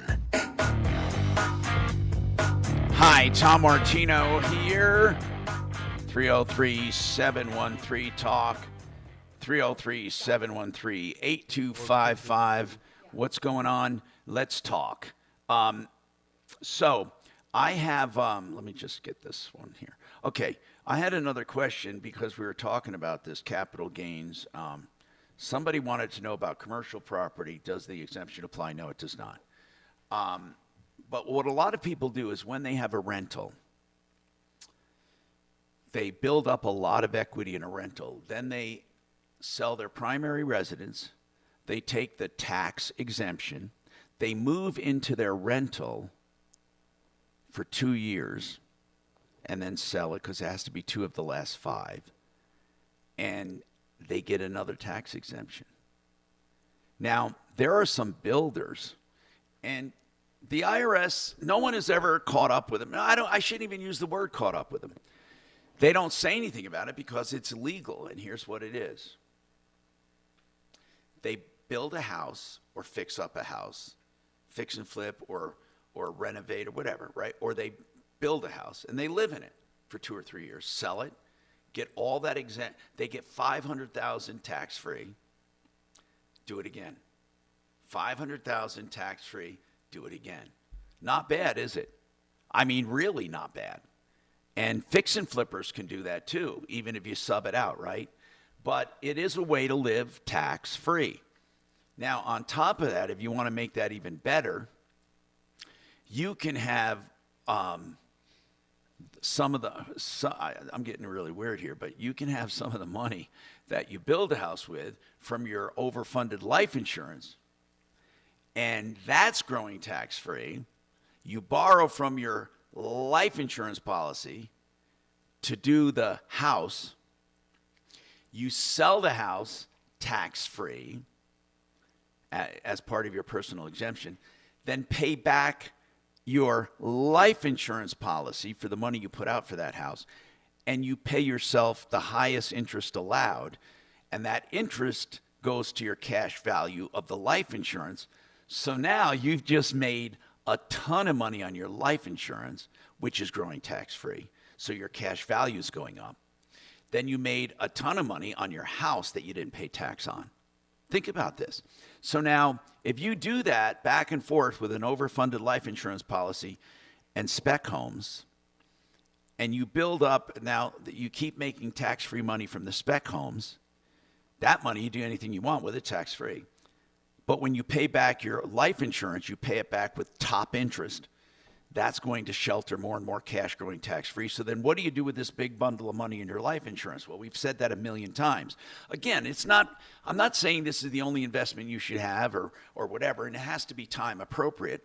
But if you overfunded life insurance and built up a ton of cash value that grew tax-free, normally that would be taxable if you took out disbursements. But if you did it the right way, you're not going to take your disbursements. You're going to borrow from your life insurance, borrow from it. So let's say you're 65 or 70, 55, whatever age, you're older, you're retiring, you're not a dumb worker like me who wants to keep working. So let's say you retire and you take monthly payments. Pick one, 10 grand a month, 5 grand a month, 2 grand a month. And they're policy loans, or take it once a year, a $50,000, $60,000, $75,000, $80,000 loan. Live on it as income, but it's a loan, so you're not paying tax on it. So what happens to all these accumulated loans on your life insurance when you die? The life insurance proceeds pay them off. So I've just given you a strategy as a fix and flipper or builder to make money the rest of your life tax-free and grow a retirement fund tax-free. There. You're welcome. 303-713-TALK, 713-8255. So I want to bring up Deputy D right here, and I want to bring up, there's a reason, there's a big reason I'm bringing him up, because he did some research here on the Consumer Protection Act. You're on camera now. So on the Consumer Protection Act, D, this is important. John, you know about the Consumer Protection Act too. The Consumer Protection Act is a wide-reaching, we always talk about the Contractors Trust Act, but the Protection Act is very wide-reaching. And one of the things that I like about it is the wording about deceptive trade practices. God, does that handle a lot of stuff. John, I guess you can attest to that. I mean, deceptive trade practice, that's open for a big interpretation. Deceptive trade practice. I mean, think about it. So what we're saying is, let me just bring us all up here. What I'm saying is that the Consumer Protection Act says this, and deceptive trade practices, right? Let me get your mic on. There you go. So, D. Yes. There were some interesting things in the Consumer Protection Act. Yes, this is the body of law encountered called the Colorado Consumer Yeah. Protection Act. And the part that really excites me here in the context of that dirty contractor that we just discussed earlier is that it provides for 3 times, and I'm reading directly from Justia, 3 times the amount of actual damages sustained if it is established by clear and convincing evidence that such person engaged in bad faith conduct, plus attorney's fees and cost of the action. Wow. John, did you know about that? That I never knew the Consumer Protection Act provided for attorney's fees and treble damages. I didn't know it.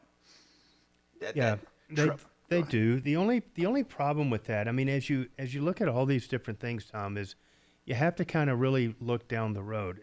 Is it possible that a judgment that we obtain under this act, I mean, even though it may be treble damages plus fees and stuff, what's to stop the guy from running right across the street and filing bankruptcy, versus, on the other hand, if the DA actually decided to prosecute him, in addition to, the very real possibility that a jail sentence would be imposed, and I've had clients that have gone down that road, they get a restitution order that cannot be discharged in bankruptcy. I mean, you may say, well, the guy's in jail, so he can't pay, but he probably is not really going to be wanting to pay anyway, even if he's not in jail, but at least your judgment is not dischargeable and goes away. I mean, it's just like a re-victimization if they go to the bankruptcy court. Yeah. I found something else on a big-time Denver criminal defense attorney's website. This is in the context of the Contractors Trust Act. Trust Act. He says that violations of the Colorado Trust Act will lie against contractors and even officers, owners, and principals of the corporation, and the corporate veil will not protect them from liability incurred under that act. Wow. Yeah, and that's true, but bankruptcy will. Oh. And Yeah, so, well, unless it's fraud, right? I mean, if it's fraud. Yeah, I mean, if there's a fraud exception, of course. But, I mean, you still got to get you to have the to money. prove So fraud, right? what he's talking about there is, this idea of a corporate veil is what people say all the time, that I can just hide my assets in a corporation and therefore nobody can touch me. Right. And that's really not true, of course. But, I don't know. I know what John, I know what you're saying. If it's fraud, it's not dischargeable, but you have to prove fraud, or you have to at least bring a big enough claim against, because financial difficulties, you could violate the Contractors Trust Act through financial difficulties, and that would be bankruptable, so to speak. It would be dischargeable. So, go ahead. I used to do criminal defense work. Okay. Yeah. Back in the day, so to speak. And there is nothing that will make criminal charges go better in court for you than making your victims whole. Okay, gotcha. I mean, you've got a choice. Don't make them whole and go to prison, or make them whole and have the chance of coming out of something with probation or something. You'd be amazed how many people get motivated to bring something in and try to make these victims whole. Yeah, I got you. It's a beautiful thing. All right, we have more coming up on the Troubleshooter Show, 303-713-TALK, 713-8255.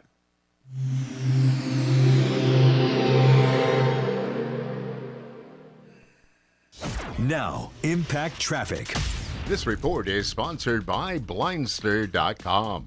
Well, they're still cleaning up the wreck westbound I-76 approaching Vasquez. Everything's to the left lane and shoulder area, so you want to keep right. That traffic in there, jammed to 96th Avenue. A lot of heavy stop and go speeds. Now it looks like we got a new wreck westbound 270 approaching York, and it looks like this one's going to be out of traffic, but that entire stretch slow up from Quebec. It's slowing eastbound 270 coming down from I-25, and they're still working on the crash westbound I-70 approaching Kipling. 2 left lanes blocked up in there. We're backed up past I-76. Denver weather for today, plenty of sunshine, high up to 91. Right now it's 80. With your Impact Traffic and weather, I'm Aaron O'Neill, 630 KHOW. Hi, I'm Kyle at Blindster.com. At Blindster, we offer custom-made faux wood and real wood blinds and shutters, cellular shades, Roman shades, bamboo shades, exterior shades, and more, all at factory direct prices. Don't pay too much for new blinds. Go to blindster.com. Retirement Planning Center of the Rockies, as we're talking about retirement, building cash, building income, keeping it safe, and all this stuff we talk about a lot on this show. Retirement Planning Center of the Rockies is one more resource for you. Give them a call at any time. Ask them what they can do for you. The earlier, the better. They help you grow a nest egg, protect that nest egg, help it grow and turn into income as you get older.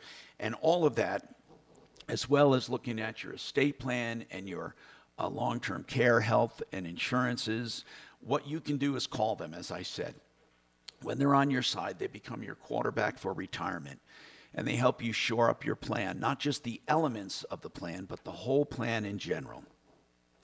rpcenter.com, 970-663-3211, 970-663-3211, rpcenter.com. Simply Floors, Inc. If you're looking for floor coverings, Buddy and Karen Mitchell are the experts. They have the best installers in the business and great salespeople that can come to your home. They're not just salespeople, though. They truly are consultants and can help you find the best floors for you, whether it be hardwood, laminates, veneers, luxury vinyl, planking, carpeting. You can go to their showrooms, or they can come to you, or a combination of the two. What you can do is start at their website, Simply Floors, Inc. That's INC, simplyfloorsinc.com. Easier.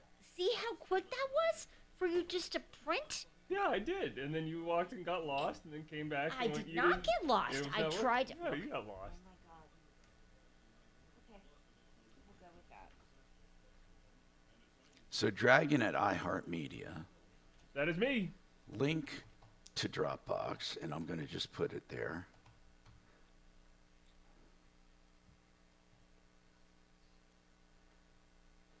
Then I'll save that in my fancy pants Martino folder, and we'll be good to go in the future.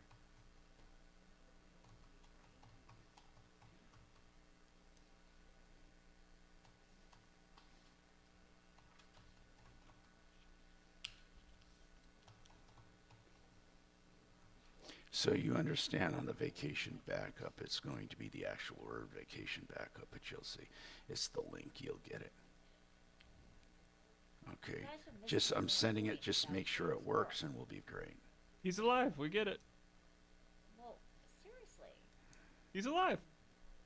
He's awesome. Yeah, there you go.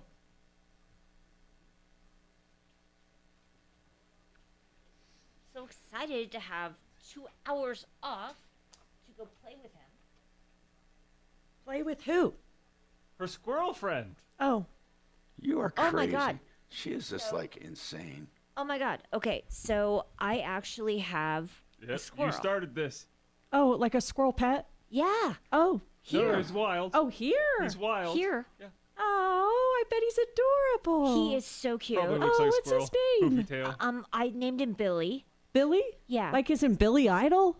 Ugh. She plays with his nuts. God, I hate Billy. I don't play with his nuts. Oh, What he are you plays with his talking own about? nuts. No, I actually feed him. I take him the trail mix, and I give it to him. All right, and I'm he going to eats out set of my this up hand. for later.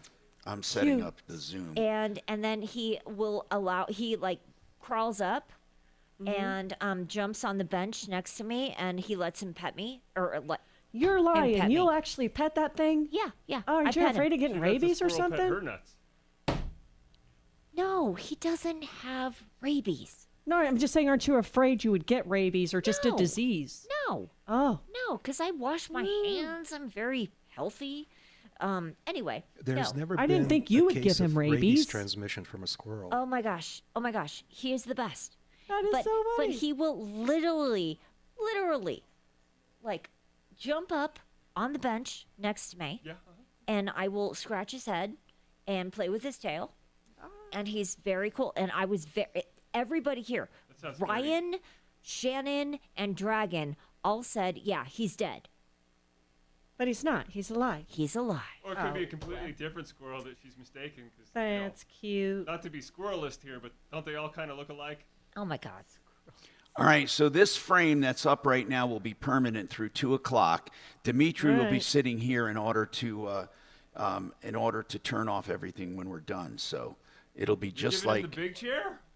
Yeah, he'll sit in the big chair. He has to in order to, in case things go to shit. He can 10 seconds. Whatever. Reese and start listening. Denver's talk station. Online at khow.com. Hi, Tom Martino, your troubleshooter. 303-713-TALK, 303-713-8255. So, get your calls in if you have any questions, problems, or complaints. Calls have been light today for some reason. You know, it's amazing to me how some days we can't breathe, but keep this in mind. You can call 303 Martino even after, if you're listening to a podcast and you're wondering how do you get help, you call right that moment, and if you leave a message on that call, on that machine, or not a machine, you know, just leave a message, voicemail. We'll get back to you, okay? Bottom line. Now, 303 Martino will ring right through the studio, too, when we're here. That's 303-627-8466 or 303 Martino. We also have an email address, help@troubleshooter.com, help@troubleshooter.com. So people are texting me, by the way, and you can text me at 747-999-5280. That's my personal text on my personal Google that is forwarded to my cell phone. Now, Tom, how many different healthcare systems do we have? We have Medicare, Medicaid, TRICARE, private, employer provided, no insurance, self-pay. It's ridiculous. We need universal socialized medical. That's why we rank so low. You know, I will say that healthcare and medical care is one area. John, you can chime in too. You deal with it more than anybody, the healthcare system. I mean, we need something, I think. I hesitate to call it universal or government provided, but there could be a limited number of carriers' mandatory participation in a way that saves money. The Obamacare, the benefit Obamacare did, trust me, there were a lot of people hurt by it. A lot of people fell in the cracks where they had giant deductibles and they may as well be uninsured. But there are also people who were covered by Medicaid that were never covered before. That's the one good thing it did. It expanded Medicaid. Now, I believe the Medicare system is one of the best run systems in the world, Medicare. It's a great system. Now, Medicare for all, I don't know. I think healthcare, though, is one of those areas, and insurance, okay, because we're talking about healthcare and insurance are tied together. I think that insurance ruined the healthcare industry. Insurance actually put a layer of administration and cost there that wasn't there before. You know, if you really look at how doctors are reimbursed, for example, for births, and Deputy Doc will tell you this, when insurance came in and the prices went up, he didn't get more money for delivering a baby. He probably got reimbursed the same rate he always has been getting reimbursed, but everyone else was making money around him, mainly insurance. I say they were like the mafia. They inserted themselves into the healthcare system. Most of our cost right now in healthcare, most of our cost is administrative and insurance. It's not the actual provider. Now, the actual provider raises those costs because of the insurance and the administration. So yes, it appears as if they're all charging too much, but they're doing that to keep up, just to have enough to keep for themselves. It's a complicated situation. So what is the answer? What is the answer? John, what do you think the answer is to a healthcare system? Do you like some kind of, I don't like using the word socialized because it sounds, because we're obviously we don't want socialism, but some kind of universal healthcare, maybe you ought to talk about that. I don't know. That, to me, we need to do something because what we have isn't working. Anyway, 303-713-TALK, 713-8255. We have more coming up on the Troubleshooter Show. Stick around. 303 Martino, 303-627-8466. Now, Get out of here. Yeah. Now, let me show you something. All right. Nothing like dropping a little bomb there before you walk out the door, you know? You don't have to do any switching or looking on Here, it at all. what are your In fact, thoughts use about your own laptop. Universal presidential healthcare. politics? All of this. Where It's do you called a need any- tease, John. Where do you stand, John? Tease. That's gone. Well, it gives you something to talk about This with is an gone. empty You don't need screen. that. Right? Now this is all you have. This is what's on the air, and this is what will continue on the air right here. Now, this is what's on the air. This is People what's make the cocked money, up. That we really hospitals, should not do insurance anything companies, different. It should not especially the transition. equipment. That should stay on the air On the whole time. So emergency or Suze, normal? that Yeah. 3-shot No, and is everything, going to stay you know, on the air the whole equipment time. provided. Okay? 3-shot, you mean the corner cost of you of and then medical us? Yeah, but Dimitri's going to be sitting here. Yeah, I love it. Hi, Now, Dimitri. What you do, Dimitri, about is that don't touch this one either. Okay, now, when Don't we're touch done, anything. you disconnect that and you stop streaming there with the button. Okay, so that's it. Do I even need to sit there? Can I just sit here? No, you Yes. really need to sit here because I'll tell you why. I want you to always be, because that should not be blank. It will look stupid. Oh, I totally understand it. And here's your headset. What? Who is Dimitri? Yes. Dimitri's a new The other deputy mics are who's off. been at Tom's home Everything is set studio. up He has for not you. been in here yet. Text me or is his call me. I'll be available by phone. Doc, what's his I don't know. background? I've never met him. Um, I didn't know he was a deputy until I came in on Monday. yeah, I didn't either. Like it's, Yeah, okay. he's kind of thrown in. I think he's Tom's neighbor. Welcome to the club. He's a jack of all trades. Oh, that's cool. Yeah. That's what I call him. Let me get a drink. You want anything from the back, Suze? I'll take a water. No, thank you. I've got my beet juice. I threw a jalapeno in this morning to make it interesting. Just to liven it up a little bit, huh? As you should. Oh, shoot, John.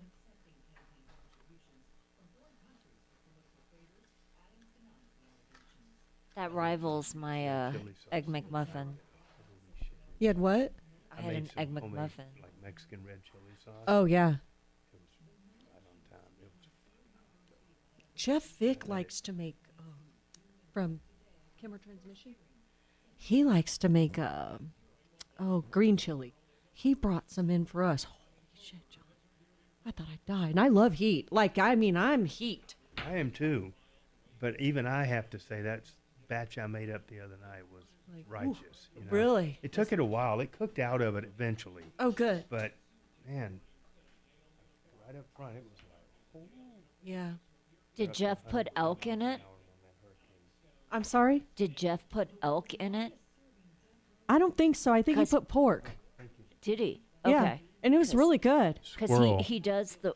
Oh no squirrel. Oh, no, squirrel. And I don't really like wild game, if that's what you call it. I don't like elk. I like bison. Venison is. If you get Oh, no venison. No That's the venison. word Yeah, makes I me- agree with you. Sis. bison and elk to me are identical. If you take care of the elk and know what you're Oh, doing. yeah, I'm just And I've talking eaten just a little hundreds bit. of pounds of it. Really? Man. All we eat is bison anyway. But if back in the day when I used to hunt, we would equally substitute elk and it's just as good. Just as good. Interesting. I just started liking bison in the last few years. I gave it a try. We love it. That's all we eat for ground. Yeah. So. And when it was funny when do you remember back when like COVID hit and all the grocery stores were just cleaned the hell out? You know? The only thing, well, there were two things they still had in the store: bison, of which we got every bit of it, and impossible meat, which proves that even in a pandemic, nobody. It's ate that impossible to shit. sell. Bison's expensive. That's is, but at usually why Costco, I it's go. not too bad. You're right. It's not. It's not too bad there. Everything. Beef is so expensive these days. Yeah. Also. Unless you go to Costco. Yeah, which we mostly do. Mark and I eat out so much right now. We need to stop. Like, we're getting bored of restaurants. You know, it's like God bless. See, we just don't, But we lived out in the country for so long that you just don't go in. Yeah. You just don't ever do it. We would go get like a Papa Murphy's pizza. That's about the extent of it. And then I cook, as you know. Yeah. And we just enjoy. Yeah. Just such a production to go out. you know. Yeah, And well, it's so stupid expensive. Yeah, for what you that's. get, Let me tell you, know? I book our credit card receipts. I'm like, what? We spent that much this month on, you know. I don't even drink, and they're still just amazingly ridiculous money for a night of dinner and everything. Yep. That's for sure. 2 minutes.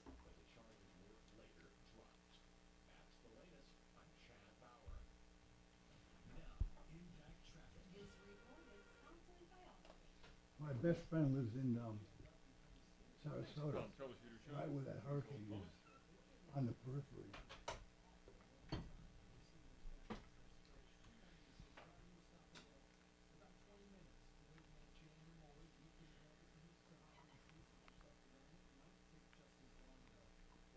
Yeah, Chopper, watch Justin call in now. Ah.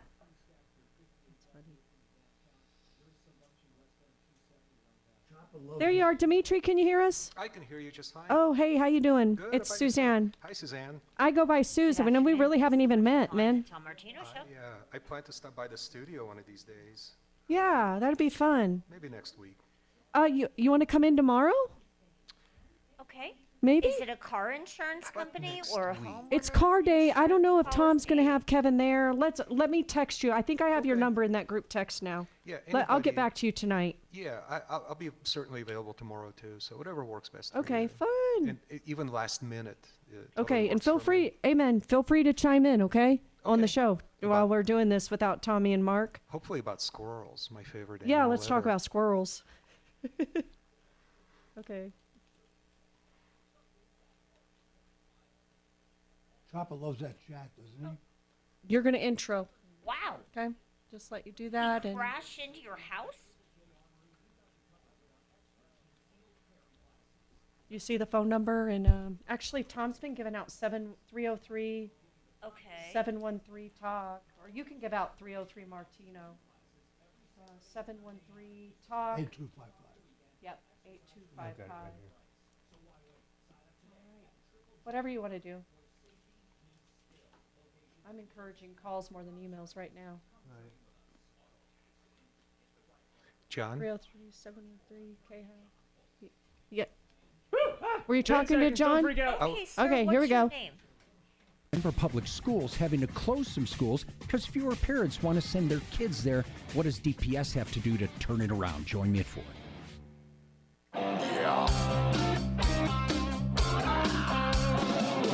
Ripped off, bad news. You need advice so you don't have to lose. We'll come running just as fast as we can. Troubleshooter's gonna help the common man. This is the Troubleshooter Show. Now, Tom Martino. Welcome back to the Troubleshooter Show. This is not Tom Martino. This is John Fuller sitting in for Mr. Martino, who is out for the rest of the day. And joining me here in the studio is the lovely Suzanne and Doc. Hey, John. And we're here to take your questions, answer your issues, do our best to solve your problems. Give us a call. The lines are wide open right now at 303-713-8255. Many of you know me. I am a personal injury attorney here in Denver, Colorado. I have been for 22 years, which seems like kind of a long time. But in that time, I've had a wide and myriad, selection of cases that makes me qualified to talk about almost nothing. But nonetheless, here I am, and I'm ready to take your calls and give us a shout. Now, Tom kind of teased the last hour with this concept of health insurance, and I'm not going to leave that alone, although I'm coming at it from a different perspective because I'm really more of a consumer, because my clients are all hurt and they're all trying to get medical care, and we as a personal injury firm are, we're interested in getting our clients taken care of. We're interested in getting them the care that they need. And over the time that I've been practicing, we've gone through a system where all of the health care that was related to car accidents was paid for under your car insurance. And that was the old no-fault system that we had, that we voted out almost 20 years ago now, to a system where really there is no mechanism to automatically pay for your health care other than a voluntary, quote unquote, mandatory, voluntary coverage called MedPay. And you guys have heard me talk about MedPay a million times. The only problem with MedPay is it's not a very big policy by default. It comes in at only $5,000. And you can get more, but you know, most of the time, if we have MedPay, it's the $5,000, and that's what we're dealing with. And so my job usually is to beg, borrow, and steal the various sources of medical care, be it Medicare, Medicaid, private health insurance, MedPay, liens, you know, just doctors having to treat, or at least emergency rooms having to treat almost involuntarily because the law forces them to take care of people that land in the emergency room, and everywhere in between. And so I don't know what the right answer is. I can tell you that, you know, in my opinion, Medicaid is not the answer. Medicaid is great when you're injured very badly and you go to the ER, and they do a great job taking care of you up until you get discharged. And then once you've been discharged, the challenge becomes getting that ongoing care and trying to fit into the rules that Medicaid dictates on people, such as how many physical therapy appointments you have to go to before they'll authorize an MRI or stuff like that. So using Medicaid and trying to select your own medical providers is an almost recipe for disaster. I don't know. Doc, did you get involved in Medicaid claims a No, lot? but the point is kind of similar. It often is up to the insurance company rather than the doctor to decide what treatment is appropriate. So we have to jump through hoops if we want to do something that the insurance company says, well, we don't think this is the proper mode of treatment, and then we wind up having to write letters to the medical director and justify it rather than just letting us make a decision on what we think is best for the patient, which is what we've been trained for all those years. And meanwhile, the patient goes just waiting, trying to get the treatment that they need and suffering through whatever's going on. Exactly.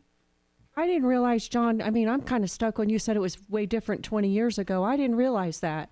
I guess before what, you could go directly through your health care insurance when you were injured in an accident? So no, the crazy thing is that in this no-fault system that we had before, we didn't use our own private insurance for treatment related to car accidents. What did you use? We used our own car insurance, and we had a coverage called PIP, or personal injury protection. A lot of people listening will remember the old PIP days, as we referred to it. And personal injury protection was this extra policy on your car policy that had $50,000 for medical and $50,000 for rehab, but the rehab could get rolled into the medical. So effectively, everybody who had any sort of car insurance had a $100,000 piggy bank of available coverage to go and get whatever treatment they needed. They could go to, an orthopedic doctor. They could go to a chiropractor. They could get massage and anything else under the sun. And it would give us the ability to kind of custom formulate the health care that people needed to get better. Gotcha. The downside of the system was twofold. Number one, primary care doctors didn't take the auto coverage. They just wouldn't do it. If you showed up and said, "Hi, I'm here because of a car wreck," they would turn you away and be done with you. You couldn't get the coverage at your own PCP doctor. I'm guessing, Doc, you had the same deal at your practice. They just wouldn't cover that But your kind of coverage treatment. wouldn't cover someone else. If you were at fault and hurt somebody in an accident, it didn't cover them, right? Everybody had their own. So all of your liability coverage was still in place to cover the other guy. I'm strictly talking about covering gotcha. your own injuries, whether you were at fault or whether the Just other guy was getting the at care fault. after an accident. We got all of our care under our own policy. Wow. So here's the other downside of that regime, if you will. It was abused like nobody's business, okay?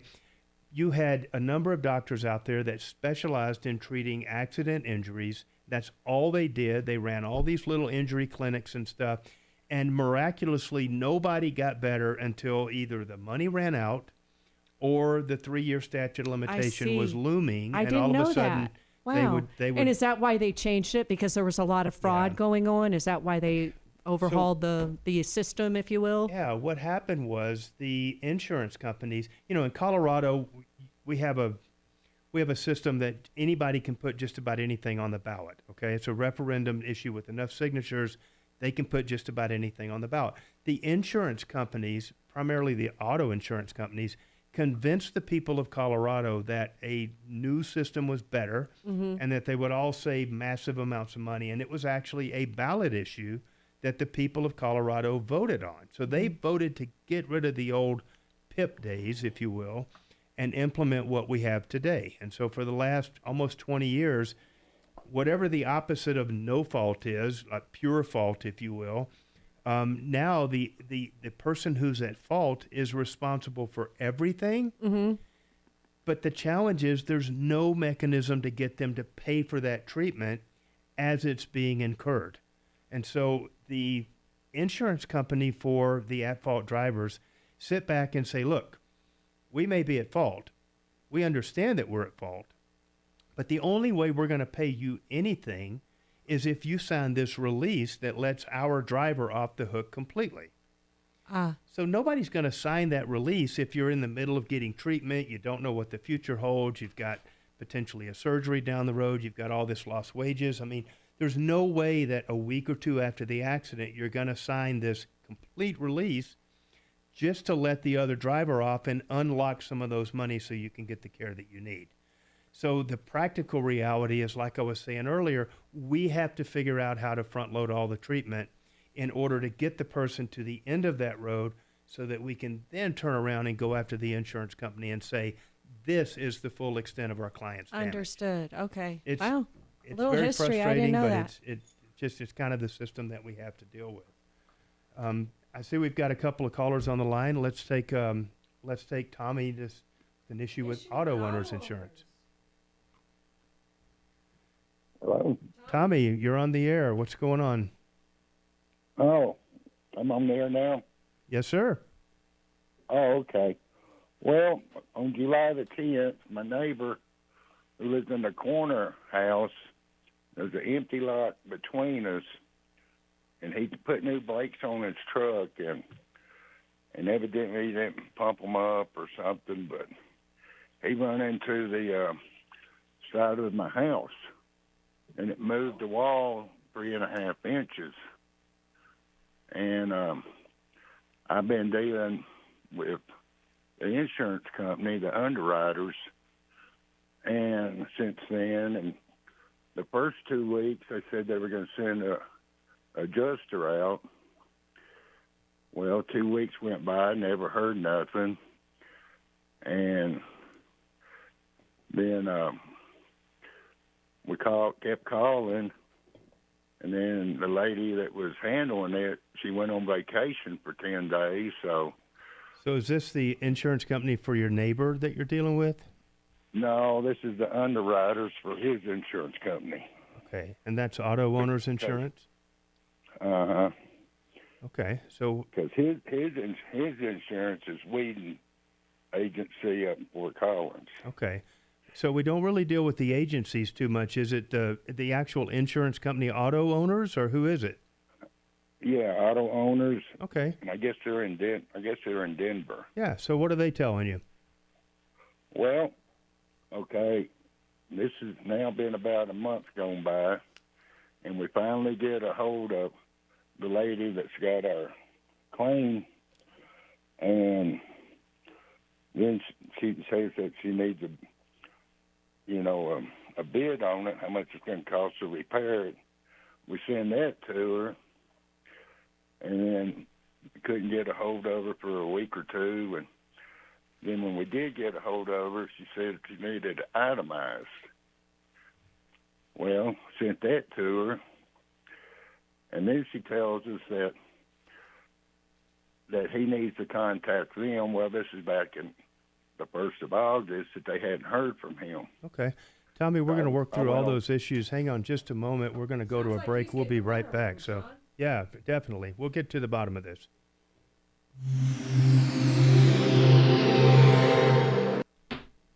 Sounds like he needs to sue his neighbor. Yeah, go kick his ass. What? That went good. That went good. First segment.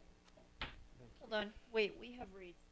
Nope, no, we don't. Are you sure? Absolutely positive. See my little show note right there? No spots to Don't worry about.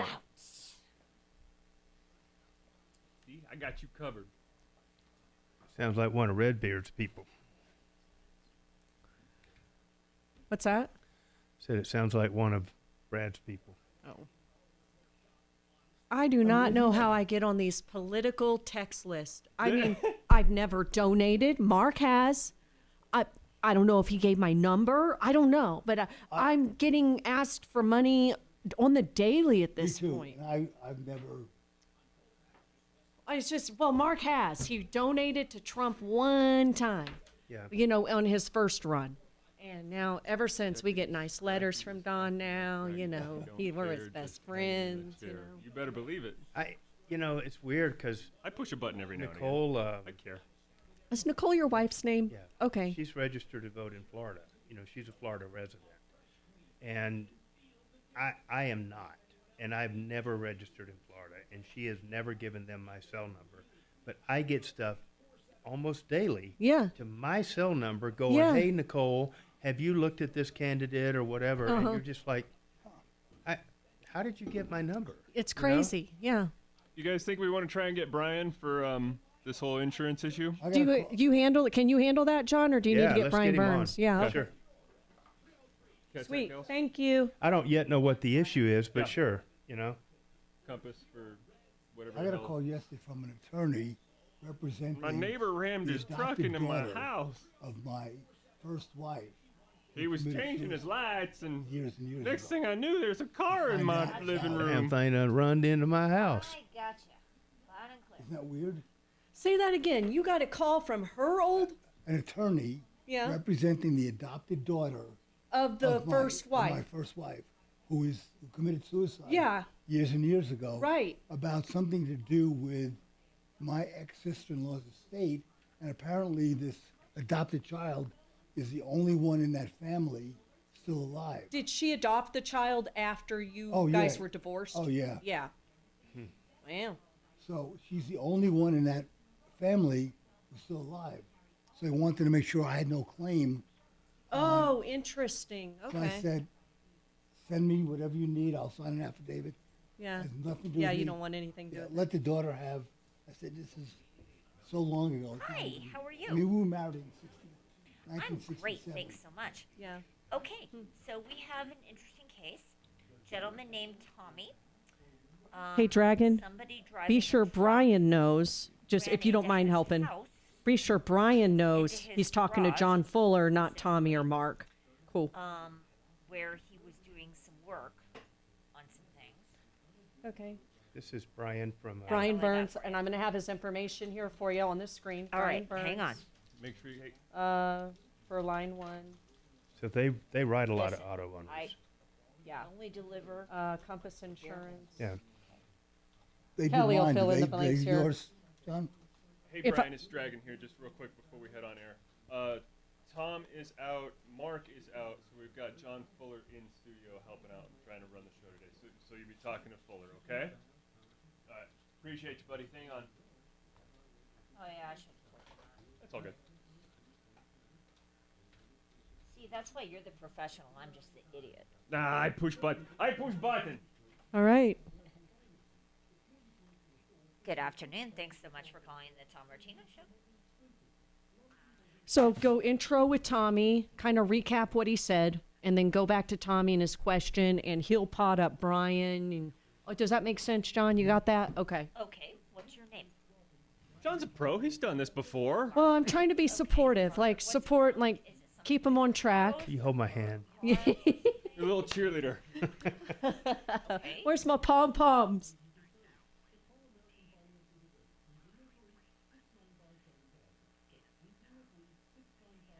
Oh, Talib. Suzanne's School of Radio. Okay. I am just shocked that Eric Adams got indicted. That's just unbelievable. Mean that he was guilty of that, or that they actually indicted him for it? Like Mary and Barry getting indicted. Right. You know? Just shocked. They unsealed a federal indictment this morning. I'm surprised that's all they got him on. You know. Yeah, I mean,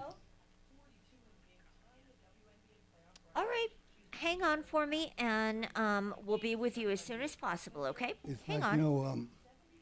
somebody, Giuliani, trying to make a name for himself back in the 70s. I think that just whoever it is just trying to make a name for himself. Right. Oh, is that? Are you guys talking about that mayor? Oh. And the funny thing about it is it's the same mayor that just gave Diddy the key to the city about 6 months ago, you know. Classy. Now they're in the same jail. 10 seconds. There we go. See. This hour from the Trajan Wealth K-House Studios. Trajan Wealth, your trusted local fiduciary advisors. TrajanWealth.com.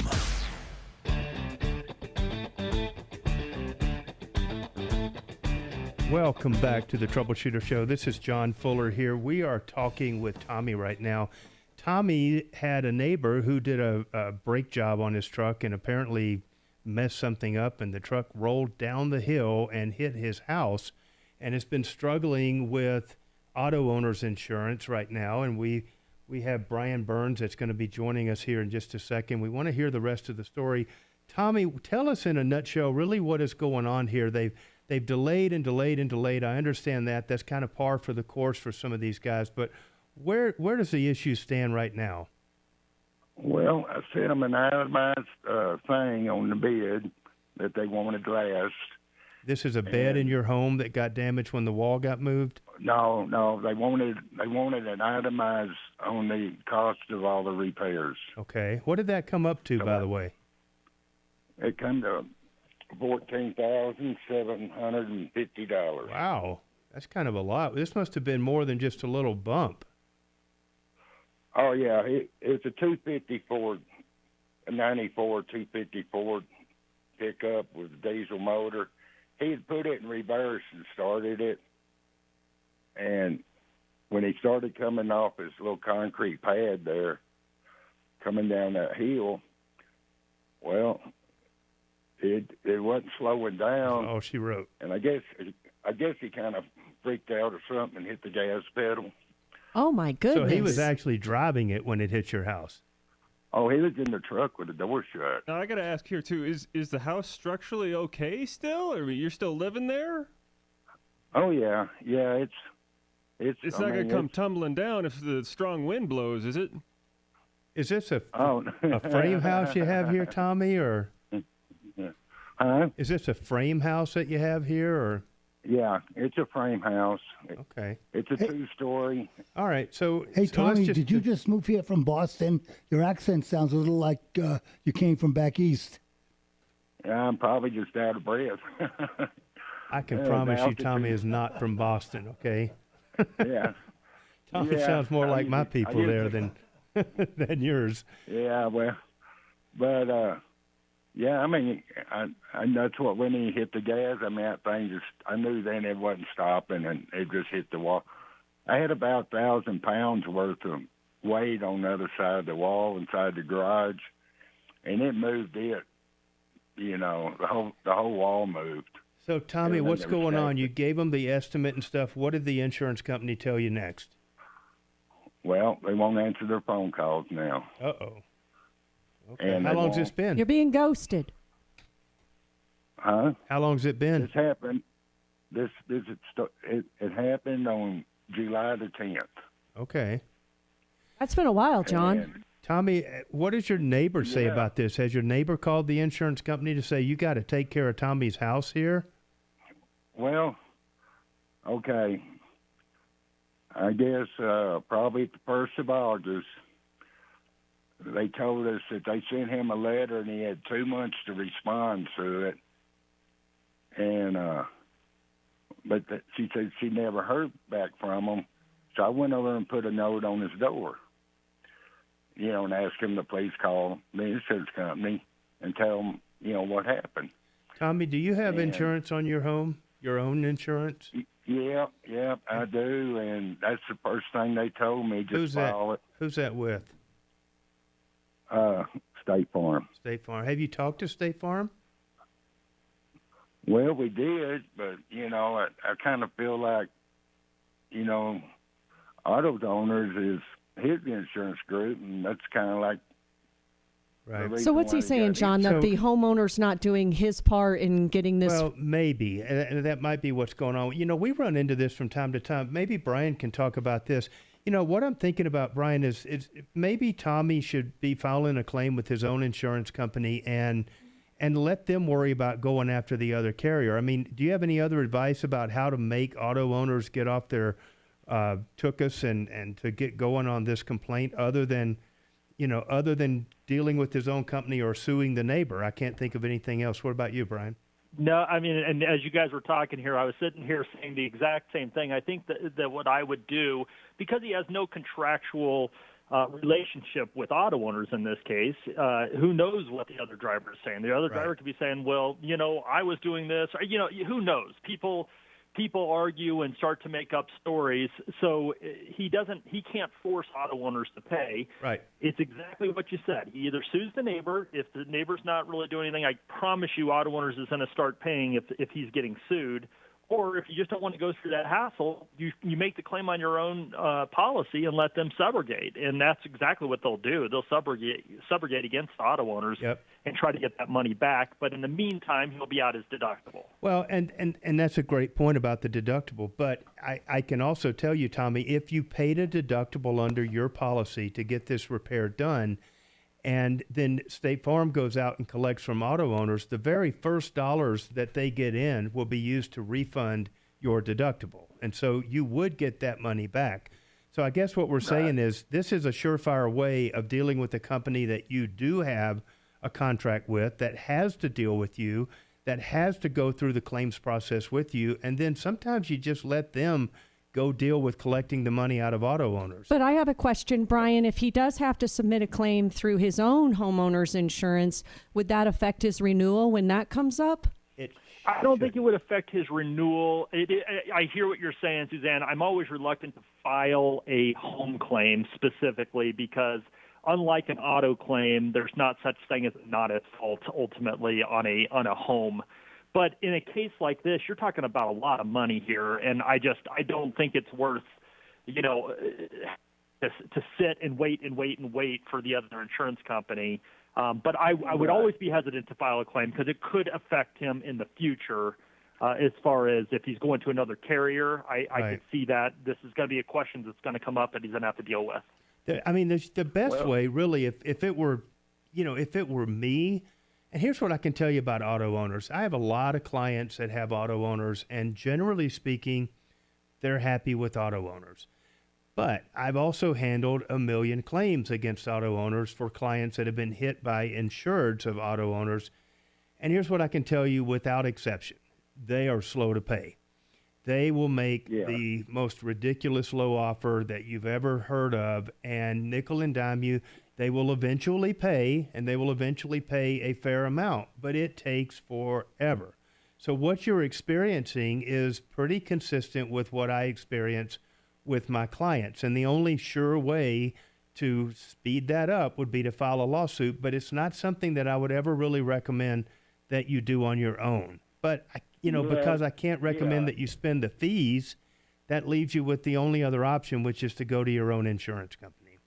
Right, and that's what I was trying to avoid because, it's just, I don't know if that shows up as a mark on your homeowner's insurance or against you or not. Here, I'll give you one more option. Why don't you give him my contact information? I don't mind calling the contacts I have at auto owners and see if I could maybe figure out what's going on. I'm not the agent, I'm guessing, for the person that was involved, but so they won't give me details, but I could at least try to push it up the ladder to say, hey, can you look at this claim that's going on? And this guy's sitting here waiting, his house is destroyed over here. We need to get something going for him. So I think that's I don't awesome. mind doing that. I think that's awesome, Brian. Thanks for doing that. Yeah, Brian Burns with Compass Insurance, theinsurancehelpcenter.com, 303-996-9000. Thank you so much. Kelly, give Tommy Brian's information.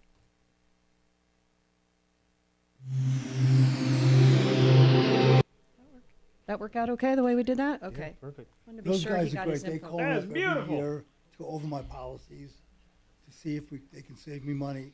Right.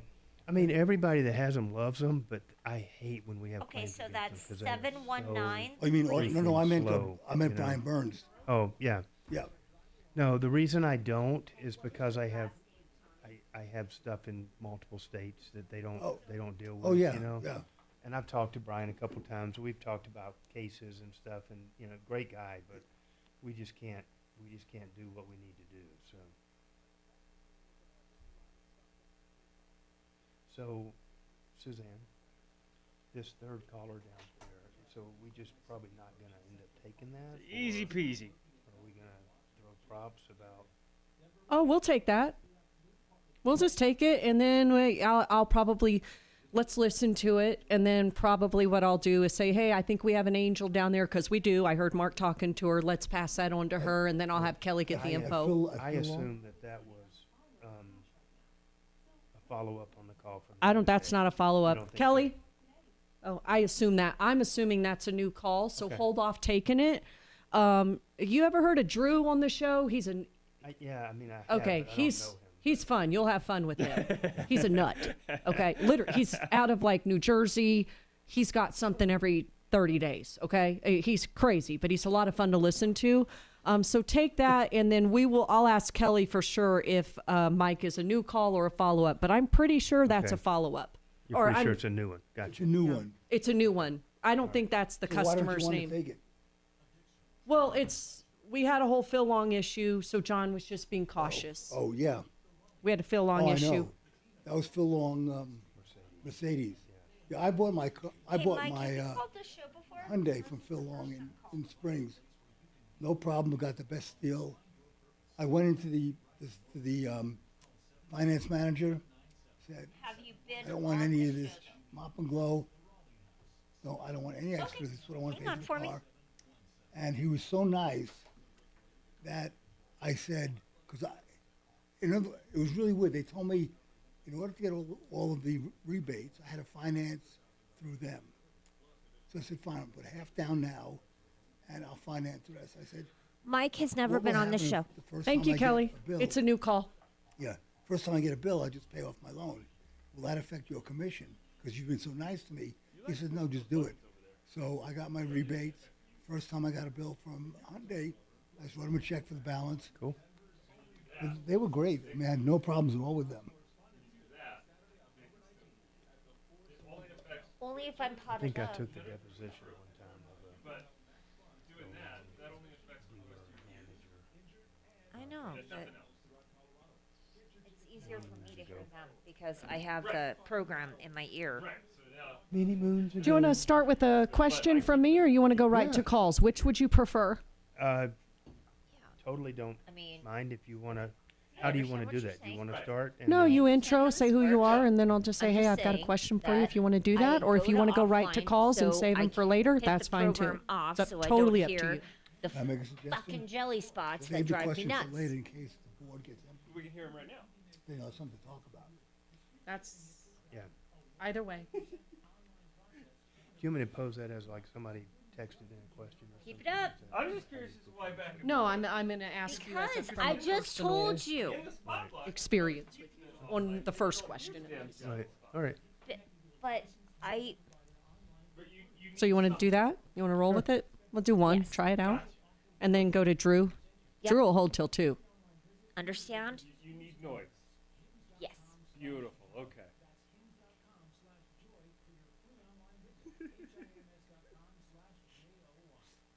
You wanted me here. You could have Shannon, but no. Well, Shannon had to ditch a hurricane. That's not going to hit him anyway.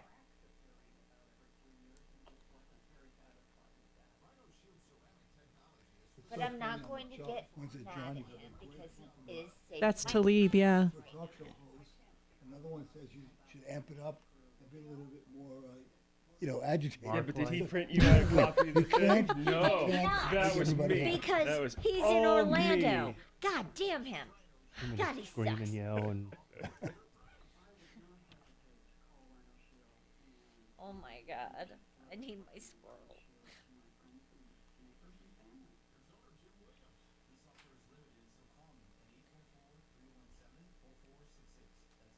learned that lesson long ago.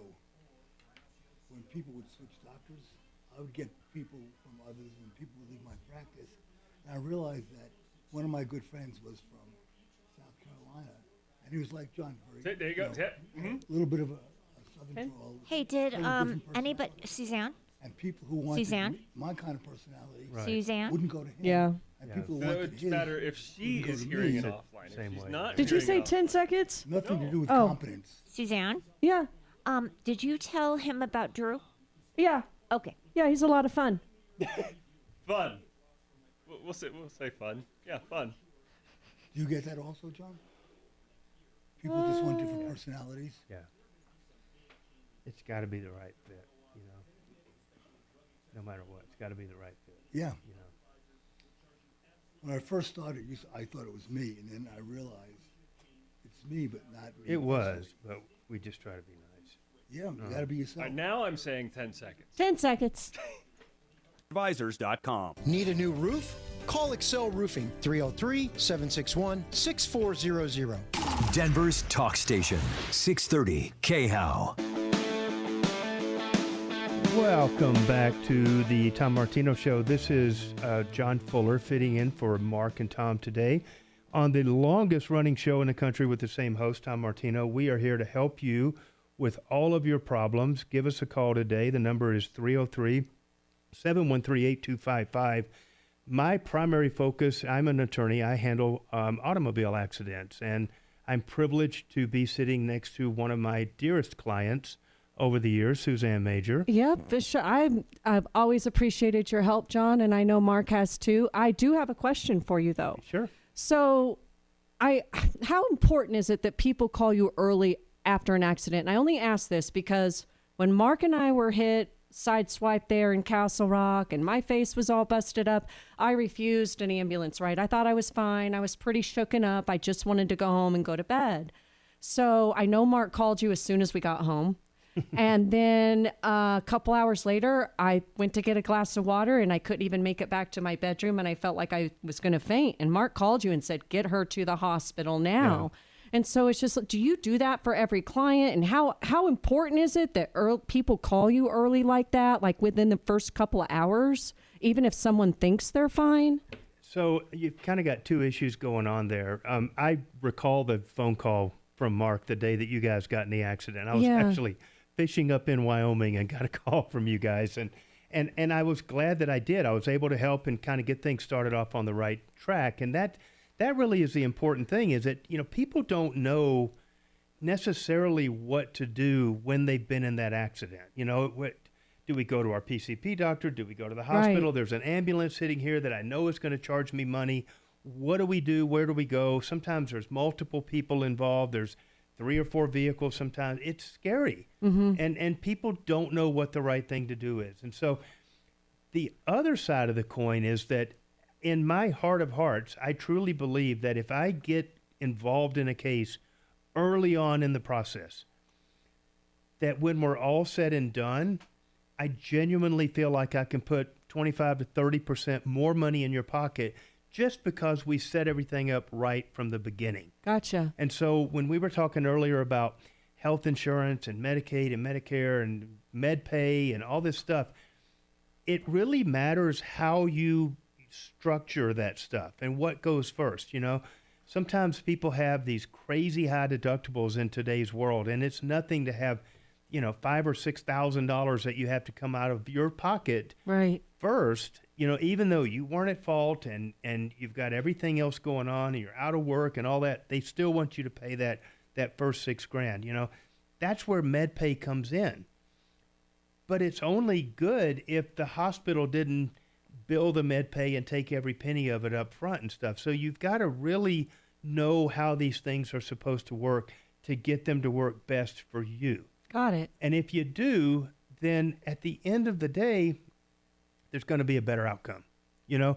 And that's before we even get to look at what kind of insurance the other guy has or how much or any of that stuff. That's just a matter of structuring your insurance to work best for you. Well, I know we needed someone to think straight for us because we were so jarred and rattled from the accident. We couldn't think, neither of us. And I was more hurt than Mark was, but it was, You But- know, it's nice having someone hold your hand through the process and Well, thank give you. you the steps, you know. So John Fuller, 303-597-4500, give him a call. Appreciate that. Hey, we're going to go to a caller now. Drew, what is going on with you, sir? Yes, sir. I am being harassed, and TD Bank is stealing my money. Oh, tell me more. Okay? I was staying in a hotel the last time I was there. There was no heat. I immediately walked out, and I asked TD Bank to put a stop payment on the final night in the hotel. They wrote me back that they would only put a stop payment. This is in writing. I had to find somebody else who was also so swindled by the hotel. I had to find some other merchant. That's ridiculous. I'm supposed to go throughout, it was New Providence, New Jersey. I'm supposed to go throughout New Providence looking for another merchant who didn't have heat in the hotel? So that's wrong. So the director of the TD Bank said it should be put back in my bank account. TD Bank has not done that. Okay, so let And me they ask you a also couple harassed questions. me. Did this happen in Providence? New Providence, New Jersey. Okay. And when was this? It was back a year and a half ago. I didn't do anything because I thought they had put the money back in my bank account. Now I find out they didn't. Why They didn't you just also ask the harassed- hotel for a refund, Drew? Why did you go Pardon? through? Why didn't you just ask the hotel for a refund for no heat? Why'd you have to go through your bank first? The hotel was going to give me a refund, but when the bank said they were going to do it, I didn't want to take two refunds. So I let the bank supposedly do it, but they didn't do it. They also harassed me. I got to the bank at 4:45. The bank closes at 5. I was in line, and then I was thrown out of the bank at 5 o'clock. They refused to wait on me. They're simply harassing me because I reported this. And another thing, somebody used my bank card and charged $170. I tried calling it into customer service. I gave them my name, birth date, address, social security number, phone number, and even the recent transaction, and they said that was not enough to identify myself. So, It's ridiculous. Drew, is there any connection between the erroneous debit card and the hotel, do you think? I don't know whether there's a connection between the bank and the hotel. I feel that the bank, that a couple people there are harassing me. When I went in to report and ask for a stop payment, So really, we've got on three different $172. things. Hold on, we've got three different things going on here. You're not happy with the hotel. You're not happy with the bank handled your stop payment request, and on top of all that, somebody used your debit card, and then really the cloud hanging over all of that is just really crappy customer service at the TD Bank. Have I got that figured out? Absolutely. They say they're the most convenient bank. As far as I'm concerned, they're the most inconvenient bank. And So I gave them all ID. when I you was ran just into trying to- trouble with the bank, why didn't you go back to the hotel and say, you know, it was too much trouble with the bank, just go ahead and give me my money back?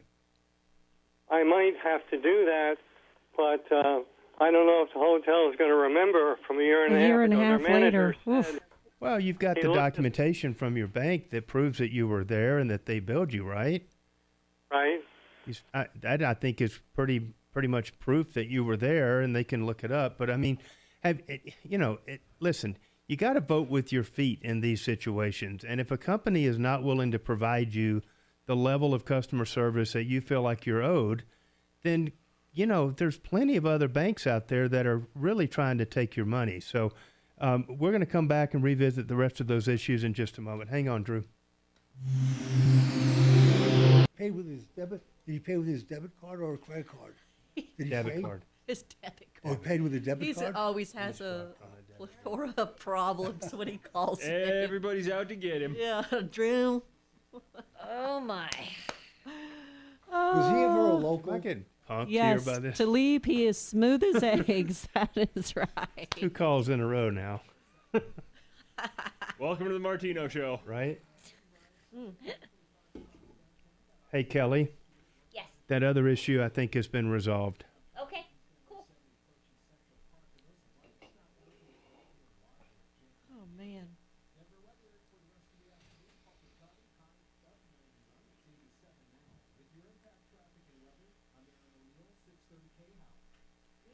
I'll tell you, I saw something on YouTube where they had these congressional hearings.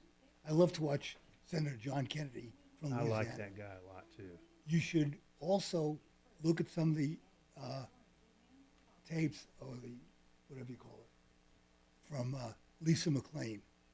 She's a representative from Michigan. I don't think I've seen She is incredible. Yeah. I wish Trump had put her on his ticket instead of Vance. It would have been a slam dunk.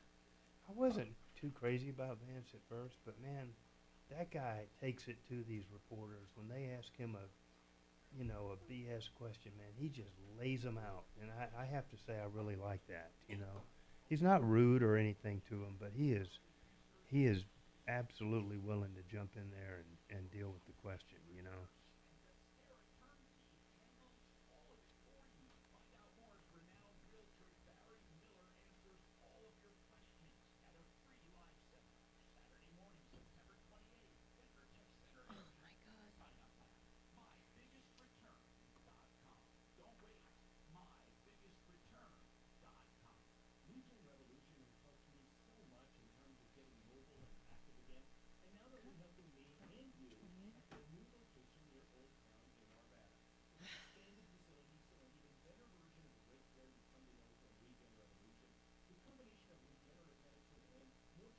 How does Drew listen online or something? I don't know. I maybe he listens to the iHeart app. I'm curious. I really don't know how he listens, John.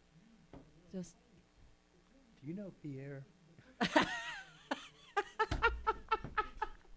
I am slightly curious as to how he paid for the hotel, motel, or whatever. Because if you pay for it in one big block, so you pay for the whole week, and he leaves the last night because it's too cold.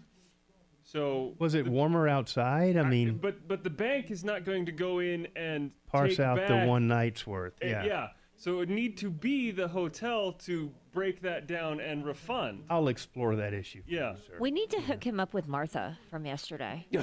The basement chick. Yeah. I'm not putting on a sweater. Exactly. Bitch, it's 74 degrees in the house. It's fine. You're going to make it.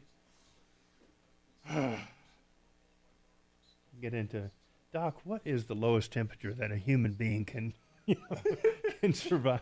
How long? Overnight, Drew did not say when the unauthorized charge I'm took always place. cold. You know this? For Kelly, it's 86 degrees, I'm still cold at 86. As long as she has her squirrel to... I am going to go see Billy right after this. I'm following you out to see Billy. I want to meet this fella. I have no idea where he is. He's probably up in a tree. A girl and her squirrel, Playing with his nuts. Right? That's better than a girl and her rabbit, though. Oh, shit. That's funny. Dragon already has basically gone all over me about pushing I my am not buttons going all here. over you. No.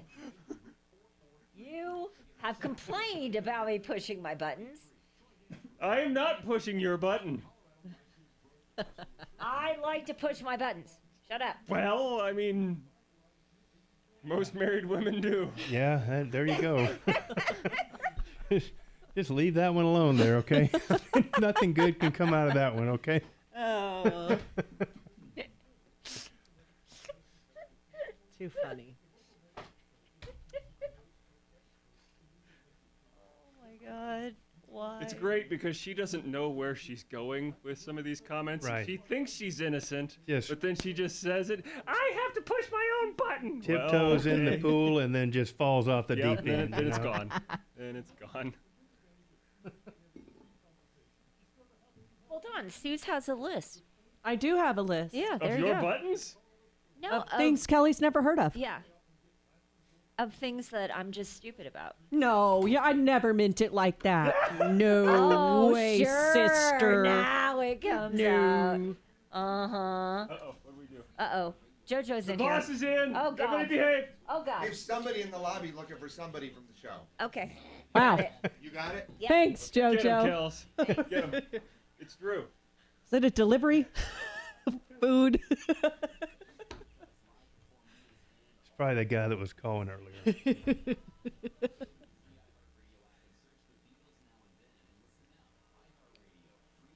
All right, John, so this next one's going to be your hard out. Music will start at 58. Okay. So- let it run for the whole song there kind of thing. So recap, Thank you. Drew. Right. Go back I to him got for you. a second, and you might have to go back to him again. 5 seconds. Back to Denver's talk station now.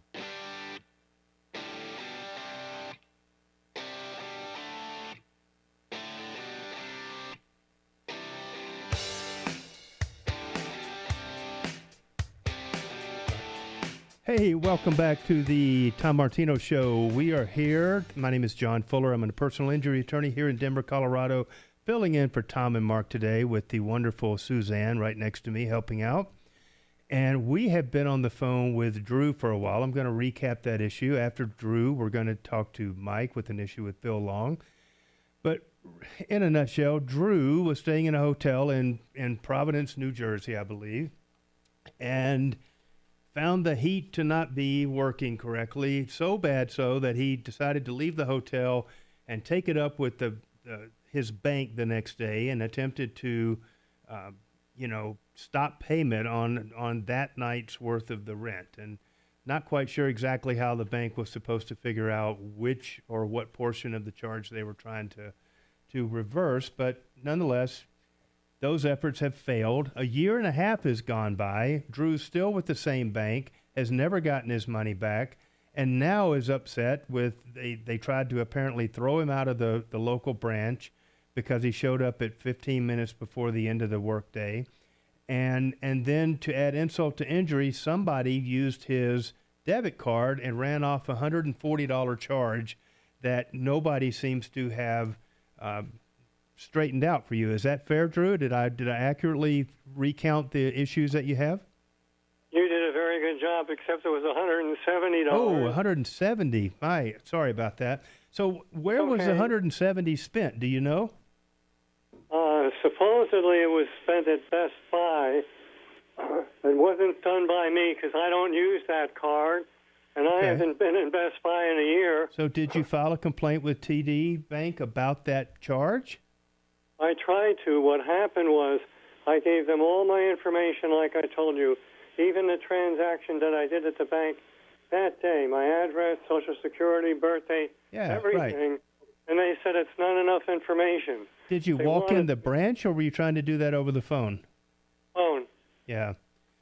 You know, that's one of the lessons that I think it's just hard for people to accept. But if you're a person that carries a debit card, you have to understand that there's almost no protection for you as a consumer for charges that get made on that debit card. It is not a credit card.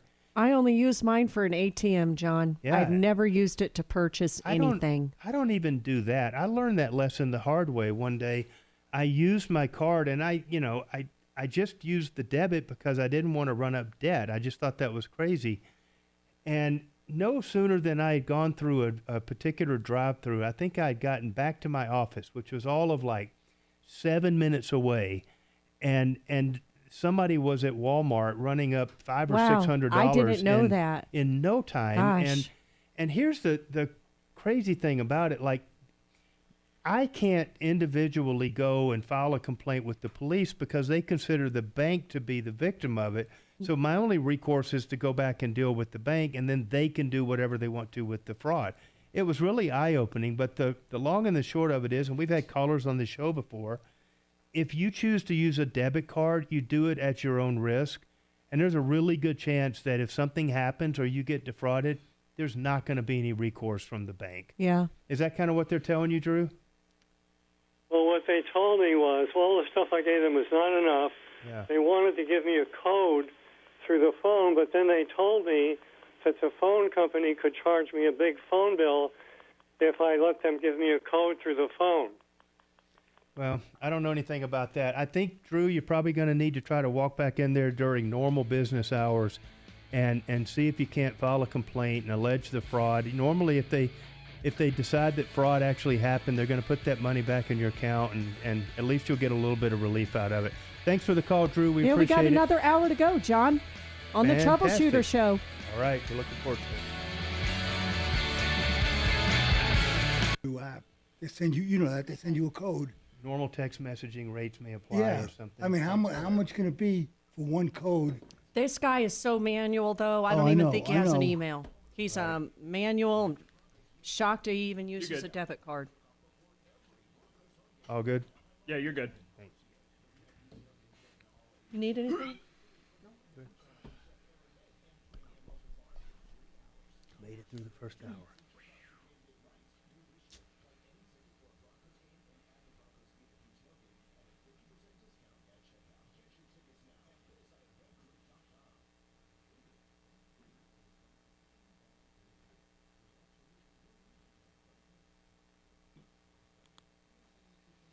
Look at that bridge.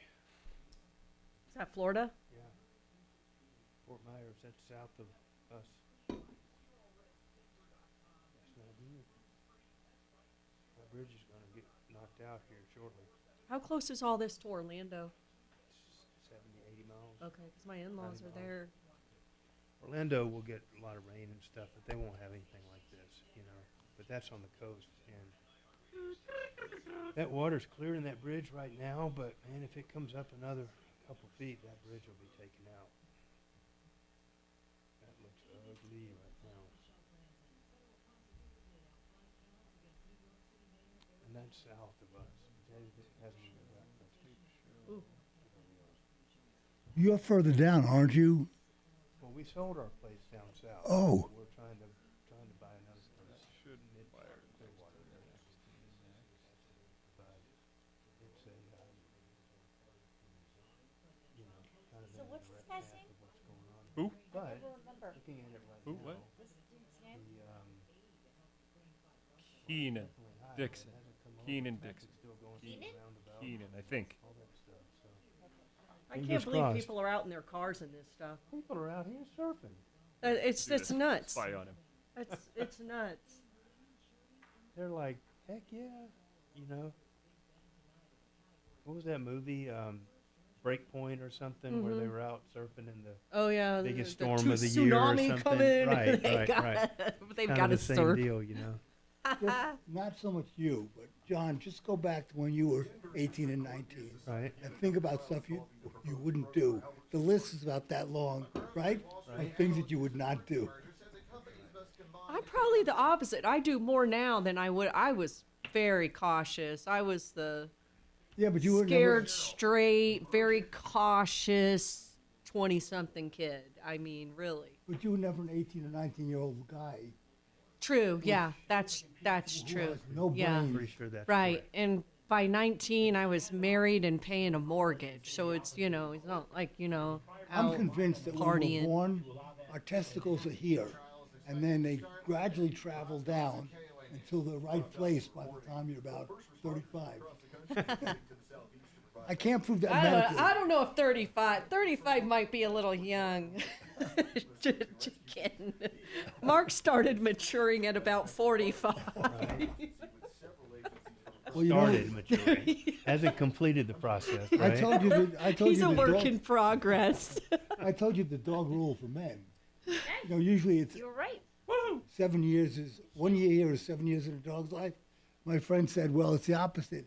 For men, every 7 years that we age, God. we grow one year emotionally. Yeah, So if you have a 49-year-old guy, treat him like a 7-year-old, I agree. right? Oh, funny. Daughter's boyfriend passed the bar. He found Oh, out good. today. We're all excited. We Now- just Better got come one more- around. Does he have a got job? One more to go before she takes it, or did she? Adeline? Yeah. Yeah, she just we just paid for her bar prep course. Okay. Freaking $2,000 or something crazy, John. Worth everything. Oh yeah, so we just paid for that a couple days ago.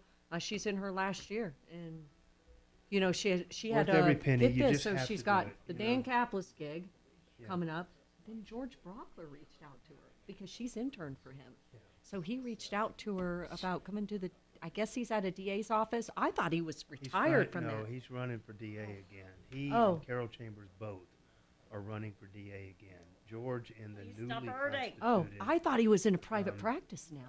Well, he has been, because he ran.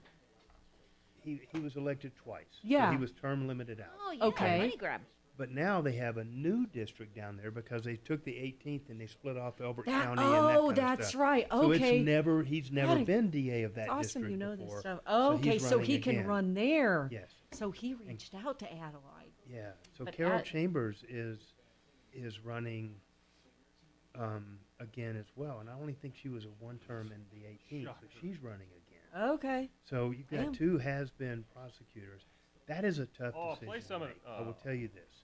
Are they both Republicans? Oh, because I'm sure he's horrible. That's why. Well, Yeah. yeah, they are. First of all, I can't even believe that Not from a show is political still on the standpoint, air. from a career track standpoint. Mhm. Okay. I despise. There is 99% no place that you can go Yeah, that will give you first chair trial experience I by did enjoy a there was a factor of show like I would 50 actually or go 100 100%. trials. There than was a in show on the DA. Sci-Fi Channel. Okay. Called So you're saying if you want trial Yeah, experience, and that's she where you does. would go. Like she could go to Dan's Oh my office God, and Adam get loved great that experience, show. Okay, and go to trial. And the a few tattoo times. one. But Interesting. even my Dan wife only liked goes tattoo 2-3 one. Yeah, times. Ink Uh-huh. Master. Maybe. Yeah. But He can't Yeah. go for 50. the Yeah. face-off show, my You wife just and I can't. absolutely loved it You because just, Right. That's it impossible to wasn't do. cutthroat. But I'll tell you, I mean, People- you don't make a lot of if money in the you and I DA's were Yeah, I office, think that's- but trying to win the $1,000 you'll or get 10,000, whatever the hell 50 it or was. 100 first used to chair have trial problems. experiences under your I would belt. help you. Right. Because That if is you would see people do that. Oh, you got your mold stuck? Let's Every all get in great there and trial try and attorney I unstuck your know mold. started out where they And, could get hey, that what do you think of experience this? for Everybody free in collaborated, the even DA's though- John, could I impose and have Addie call you and ask you about Okay, that? I'll give Okay. you that because I watch some Okay, cooking cool. shows. I mean, you don't make any money. That sucks. And they Okay. kind of do the same thing on a year, cooking 2 years shows, from now, especially the kids Dan will be ones. chomping at You know, bit the to hire kids you always just help the each same. other. But now you'll have 100. Oh my God, no. Okay. And I don't want to try to convince her. I So, think it's good for my her to daughter hear from someone who and knows the her biz, friends all, so she can make like, basically a watch The common good Bachelorette decision on what she wants and The to Bachelor do. You know. together. Who's sleeping with who this week? Yeah, I it, can't it's stand so that stuff. It does. stupid. Oh, and the rose thing that they do. She's like, oh my God, Savannah got the rose. I'm like, who the fuck is The Savannah PDs and why just do I care? are- I don't. They are just, think about the difference. They're defense attorneys, and you're going to be a good defense attorney to be at the PD. Yeah, office. some of the cooking. But you get the shit, okay? You get Halloween the wars. deadbeats, the people that don't have money, everything else. On the DA side, you have Those the are cool. resources, you have the police, you have The the investigators. you pumpkin have the ones entire amaze system, me The court system. because You of come out of their there with the carving knowledge of ability. the Yeah, internal workings yeah. of that whole machine. and So they're much like, yeah, better I'm a than teacher me that and I just do this on the side for fun. It's yeah. both good, I've but I think okay. Oh, Drew hung up. Okay, so you want an intro and let me see here. I thought I kind of dealt with you. So excited to go walking. Oh, okay. So yeah, I have a question for you. So when you intro, I'll ask you a question, then we go to that Phil Long one. You want to do it like that? All right, 10 seconds, guys. Take your time. You know. Sweet. Here we go. And more on the Joe Pag Show tonight from 6 to 9 on 630 KHOW.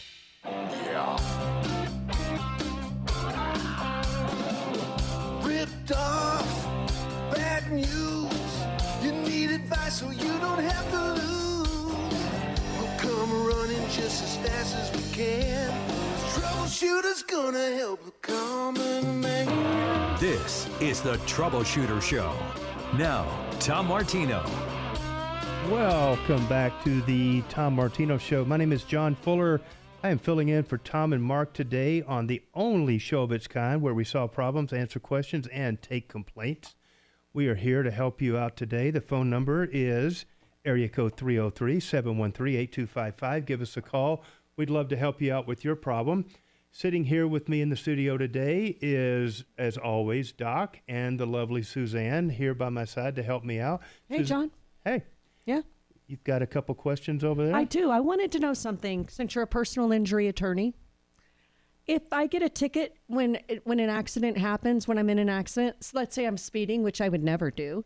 So, but if I were speeding and got a ticket for that, during the accident, does that make me at fault? No. So, here's the thing. Normally, there's not multiple tickets given to multiple parties. When you have an accident, there's one guy that's going to be charged with careless or DUI or something or reckless driving or something like that. And that's pretty dispositive of the issue of who's at fault, but not always. So I've had cases where, a person is not at fault for the accident, but they just happen to be drunk at the same time. So they got a DUI, but being drunk didn't cause the accident. Like, you can be drunk at a red light and get rear-ended.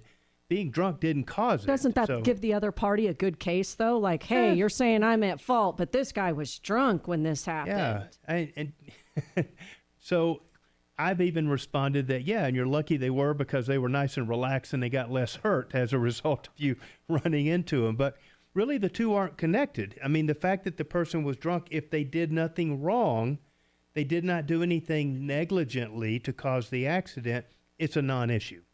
So good question. Do you ever deal with like road rage accidents where there's personal injury as well? And I mean, that must get a little bit hairy as well, because you have two people accusing each other of, pointing fingers of who started what. Yeah. Unfortunately, we do. So here's kind of the thing. Road rage is one of those things that tiptoes over the line into intentional conduct, okay? Whenever you pull off the road and try to get in a fight, or God forbid, pull a gun or do something crazy like that, that's an intentional act. And intentional acts aren't negligence. They're not going to be covered by your insurance. And so if that happens and God forbid, somebody gets injured or shot or, beat up or something, chances are pretty good that their insurance company is going to deny that coverage completely. Oh, because it's a criminal case at that point. It's not so much criminal, but it's intentional. So insurance can only cover you for things that were accidental, that were negligence, right? Something that you didn't intend to happen. If you steered over on the sidewalk and ran over somebody because they had a Raiders shirt on, there'd be no insurance coverage for that. That would be an intentional act. So if you're irritated at me and we're both driving and you do something intentionally to cause us to collide or whatever, your insurance can deny covering my damages? Yep, absolutely. They're going to deny that completely because what I did was an intentional act. Is that where you get a personal injury attorney involved then to help with that? It may be the case that the PI attorney can't do anything to help you because we can only go, literally we can go after the person, but that comes down to, are we trying to go after the person or after the insurance policy? That's where the money is. So, you could go after that person, and that's kind of like we were talking with Tom earlier, what's that judgment worth and what do they do? And are they going to go? So you have to figure out their assets and all. Yeah, exactly. So really, in my practice, we want people to be insured. We want there to be a pot of money at the end of the rainbow that if we satisfy our burden of proof, that we know we're going to get paid and the check's going to clear. And spend $150 on a dash cam. It's the best advice you ever gave me, John. I can't stress that too much. I've had so many cases now where it's a he said, she said case. And believe it or not, we hate he said, she said cases because many times, unless there's a camera on the intersection or an independent witness, we're just never going to resolve that. And so the insurance companies on both sides say, well, we believe are insured and we're going to deny the claim. Yeah. And so the only way that you can resolve that claim is to go fully through the litigation process. And it may not be a case that really justifies the expense and the time and all the, the trouble of going through litigation. One sure way to eliminate that issue completely is a dash cam. Wow. And it's amazing when you have that full color, you're like, we're talking to the insurance adjuster and they're giving you all this BS about denying the claim. And you're like, oh, did I mention that I had the entire accident on tape? They're like, no. Let me send that over to you. And about 30 seconds later, they're like, we'll accept liability. Yeah. Done deal. So, folks, give John Fuller a call, 303-597-4500. Give him a call and get a dash cam for crying out loud.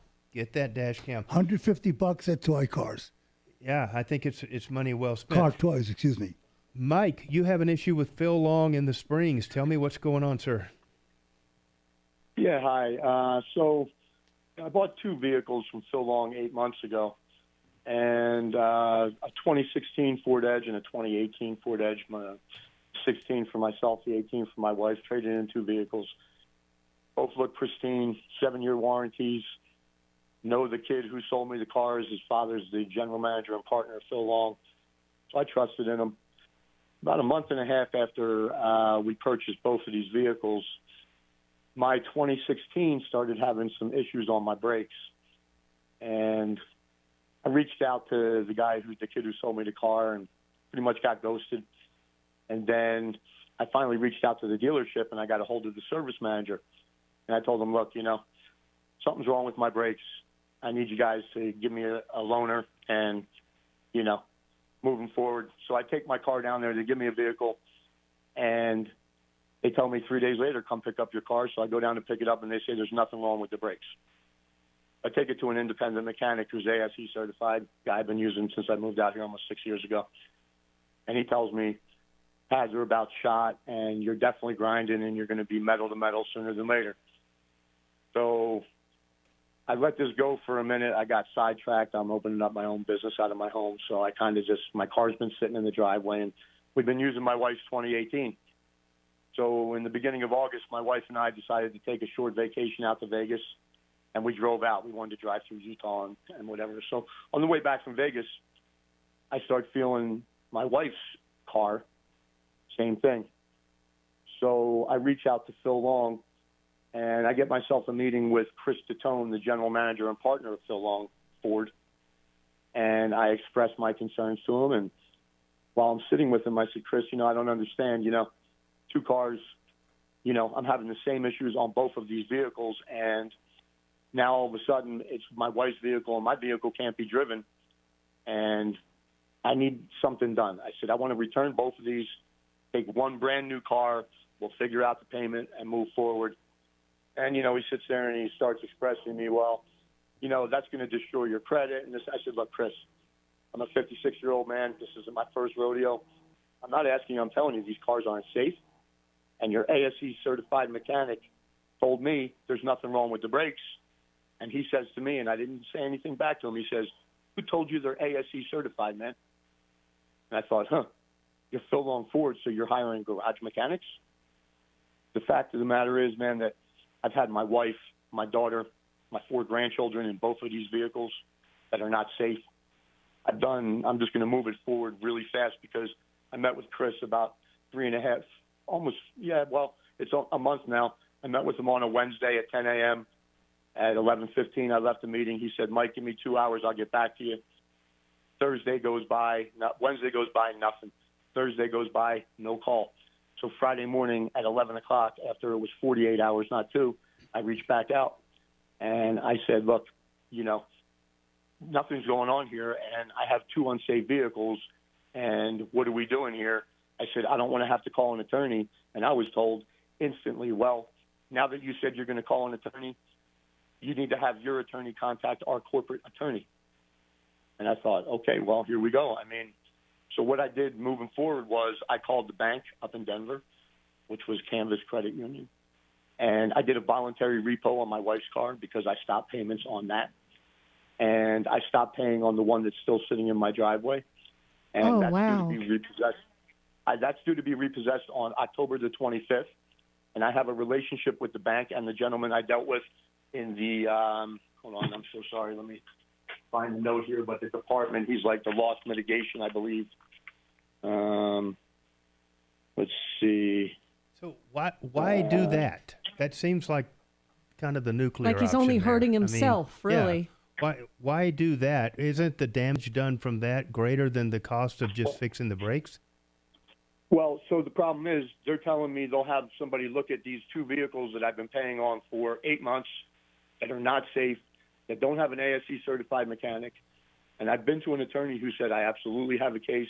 The gentleman who came to pick up the car when I called for a voluntary repo told me that this is a very common issue with Phil Long and that they don't fix their warranties and that he's picked up more cars from the bank, people's homes, and Phil Long themselves that have the same issue that I've had.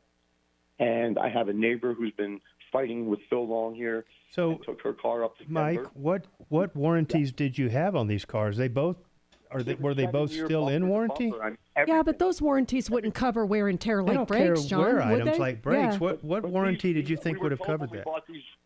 Right, but we were told when we bought these vehicles, guys, that new brakes all around, new tires, new windshields, which I can see. I'm going to pull a Tom. Do you have that in writing?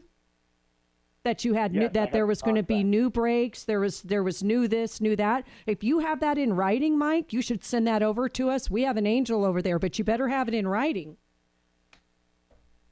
Okay, can you give me some information where I can send this information to you guys? Because So, Mike, I've spoken to is an it attorney who. okay? So why didn't you hire the attorney and go that route? Well, I'm looking for a consumer advocate attorney that doesn't want $6,000 retainer. All I'm asking for is I was just asking for one new vehicle that I wasn't even happy dealing with so long because of all the people who have told me, bro, if you have to go to court for this, we will testify. The guy who repos for Canvas told me, I will go to court with you and tell them in open court how many people Phil Long does this to. And this isn't just me. This is just a community of them allowing people to be unsafe on the road. All right. And not about myself, but my wife, my child, my I got it. grandchildren in these vehicles. I got it, Mike. where they're Hang on a telling me- sec. We'll be right back after this.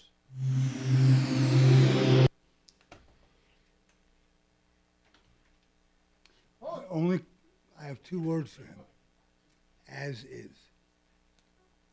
Fix, On your you dealer bought the bill of car. sale, does You, it say what? as is bill of sale? You know. Fix the brakes. It's that simple. Mark's Unless- like, you need to jump in and say we have an angel over there and we will reach out. This guy sounds crazy. I'm like, well, haven't you heard me? That's like did I just exactly fucking what say? I said. Who said that? Mark says, sounds like a nut. Mark's listening. This guy is going through 2 repossessions because he doesn't want to replace the brake pads. Yeah, he's hanging all of his squirrel nuts. Oh, Kelly's not even in there for that. Oh, I don't on think that. he's great. I think he's just anal and angry. I think he's really pissed for sure. Well, he's hung up Oh. on the ASE certification stuff. You lost me at the so $6,000. I'm like, that's code Like for you're I gonna- don't want your damn case. like you you got a don't- great case. We're just really busy. Okay. we just can't. I mean, Yeah. should get back to us next year. Okay. We might not be as busy then, but And both of these were used vehicles, is that right? both of them are the same vehicle, but used 2016 and 2018. So they were used. So he Yeah. bought them as is. as is, Oh. and parked them in his driveway, and then wants a new car. But if he can't get the new car, just come repo them and wreck my fucking credit. Yeah, that's just Why don't we stupid.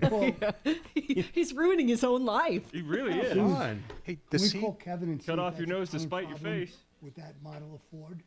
Could, yeah, with the brakes.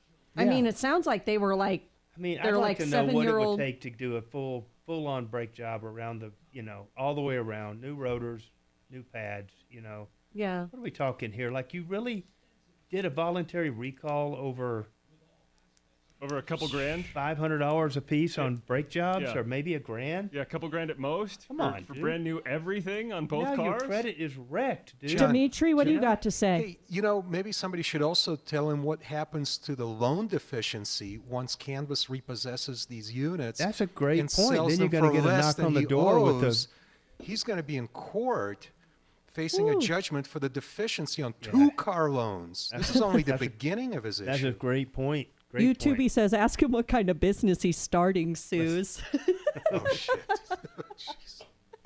Let's not say we did. Maybe it's a Actually, I repo. will. I'll do it. Hey, what if it's a repo business?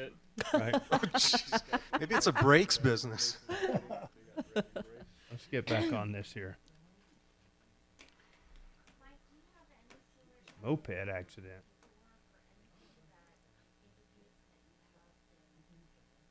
Mark's listening. He says, you two need to point, hang on, all that stuff out on air, but also clarify, we will call in Angel to investigate. Yeah, we'll tell him again. Because I know Mark has an angel over there, that much. And Mark, it is the one in the Springs. All right, I'll do it. I got you. Check. Look at these people with surfboards. They're all going out there to catch the waves. Freaking crazy. Little maniacs out there surfing in the hurricane. Jumping off the If pier. they die, I'm sorry. I mean, they have a death wish. Natural selection, God bless. Well, the gusts aren't bad. But it's the water. God, that ocean looks so powerful, Ken. Like, That's to what I'm me, I'm very intimidated by the ocean. I love it, but I'm intimidated. Oh, I I'm can't with you. believe I'm people just are out saying, there yeah, like that. The gusts are not very high, Yeah. but the tidal Mm-hmm. flow, whatever they call it, I forget the name. Well, thankfully, it's low tide right now. Is it? Dead low tide right now. But what, in But 10 hours that'll change? 6 hours. 6 It'll be hours. back up. Yeah, about 8 p.m. tonight. That's the part I wish I was more knowledgeable about on the ocean. Is just You will. It's like low tide, high tide, and I don't know. I'm an Okie, But it's different every day. Yeah, by that's why by I wish about I was more 50 knowledgeable. minutes. Yeah. So it Oh, rotates. okay. So Interesting. So it changes by like 50 almost like the sun setting 50 changes minutes by. every single day. Okay. The sun doesn't change that much. Right, but tide right. is 50 But minutes. it's the same Yep. sort of thing. Okay. 23 gotcha. hours, 10 minutes. Full cycle. The moon. Oh, let's see what Tommy's saying. How's it going? Rocking and I'm rolling. going to say we're off air. No, I better not say that to him. That might give him a Somebody came in and pulled heart the attack. wire out of the wall. If he was doing something fun today, that's what I'd say. But he's not doing anything fun today. That might so. be as bad as stealing his car. Yeah, we're dead. All right, let's get her on. Let's get her done.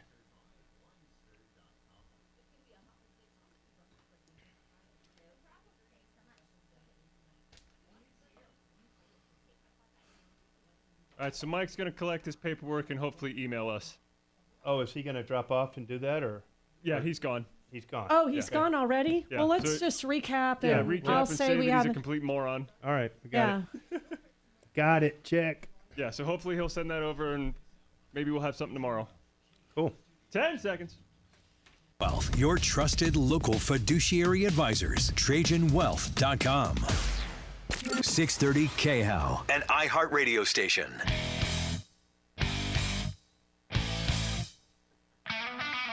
Good afternoon. This is John Fuller on the Troubleshooter Network here, rounding out our 4-hour block today of fun-filled excitement. We were just on the phone with Mike a few minutes ago. Mike bought a couple cars from Phil Long Ford in the Springs, and ultimately had bad brakes on both of those. And Mike's trying to return his car, and he's having some difficulty. Here's the bottom line. Mike has dropped off. He's going to get his paperwork and get back with us hopefully tomorrow, and we'll try to get to the bottom of that. We do have an angel at Phil Long, and we want to have the opportunity to reach out to them and see if we can't get to the bottom of it. But unfortunately, these kind of issues really come down to paperwork. So if you're in the dealership and anything is getting promised to you, it's got to be on that paperwork. Do not leave with a handshake and a smile and a promise to get anything done. It will not stand up for you. And all he down the was left road. with is sounding fired up, John. He was. I know, mad. and I really feel sorry for the guy because he made some really poor decisions, in my Yeah. opinion, like doing a voluntary recall. If you can't get something resolved with the dealership, just call the bank and turn them in. That doesn't sound like the right course of action. Oof. Particularly if he's trying to unravel those two and get a new car. No bank is going to loan him money if he's had two, not one, but two repossessions in the same instant over a brake job. It just doesn't make sense. Well, it makes you wonder why he didn't just pay for a couple of brake jobs. They can't be that I expensive. know. I really hope that we've got an opportunity to maybe get some of this figured out before it's just too late for this guy. But We'll we're reach gonna out move to his on. angel. He'll get a hold of us tomorrow, hopefully, and we'll angel. figure it out. So, got a couple more calls. Let's go to Stephen with a question about DUIs. Go ahead, Stephen. Hi. So the case wasn't about me. It's about my girlfriend. It happened in March of last year, 23, and she was driving Uber Eats delivery, and there was a car stalled on the highway on I-25 southbound near the tech center, and she didn't see it because the car in front of her all of a sudden swerved to get out of the way, and then when she saw the stalled car, it was too late. But because she was the one intoxicated, slightly, just over the limit, they gave her the citations. And I heard you guys talking earlier about this type of scenario. So my question, just to wrap this up, can she still kind of fight this in court because she's having to go to this court over this DUI and prove that she's not drinking? Right. That's one issue, but I'm just wondering if they can get her out of some kind of fault for. So let me all of make this sure I in terms of understand this. Your girlfriend was driving for Uber while intoxicated? Well, Uber Eats. That's what I. So that's she what was I understand. delivering food, but she was under the influence and got a DUI?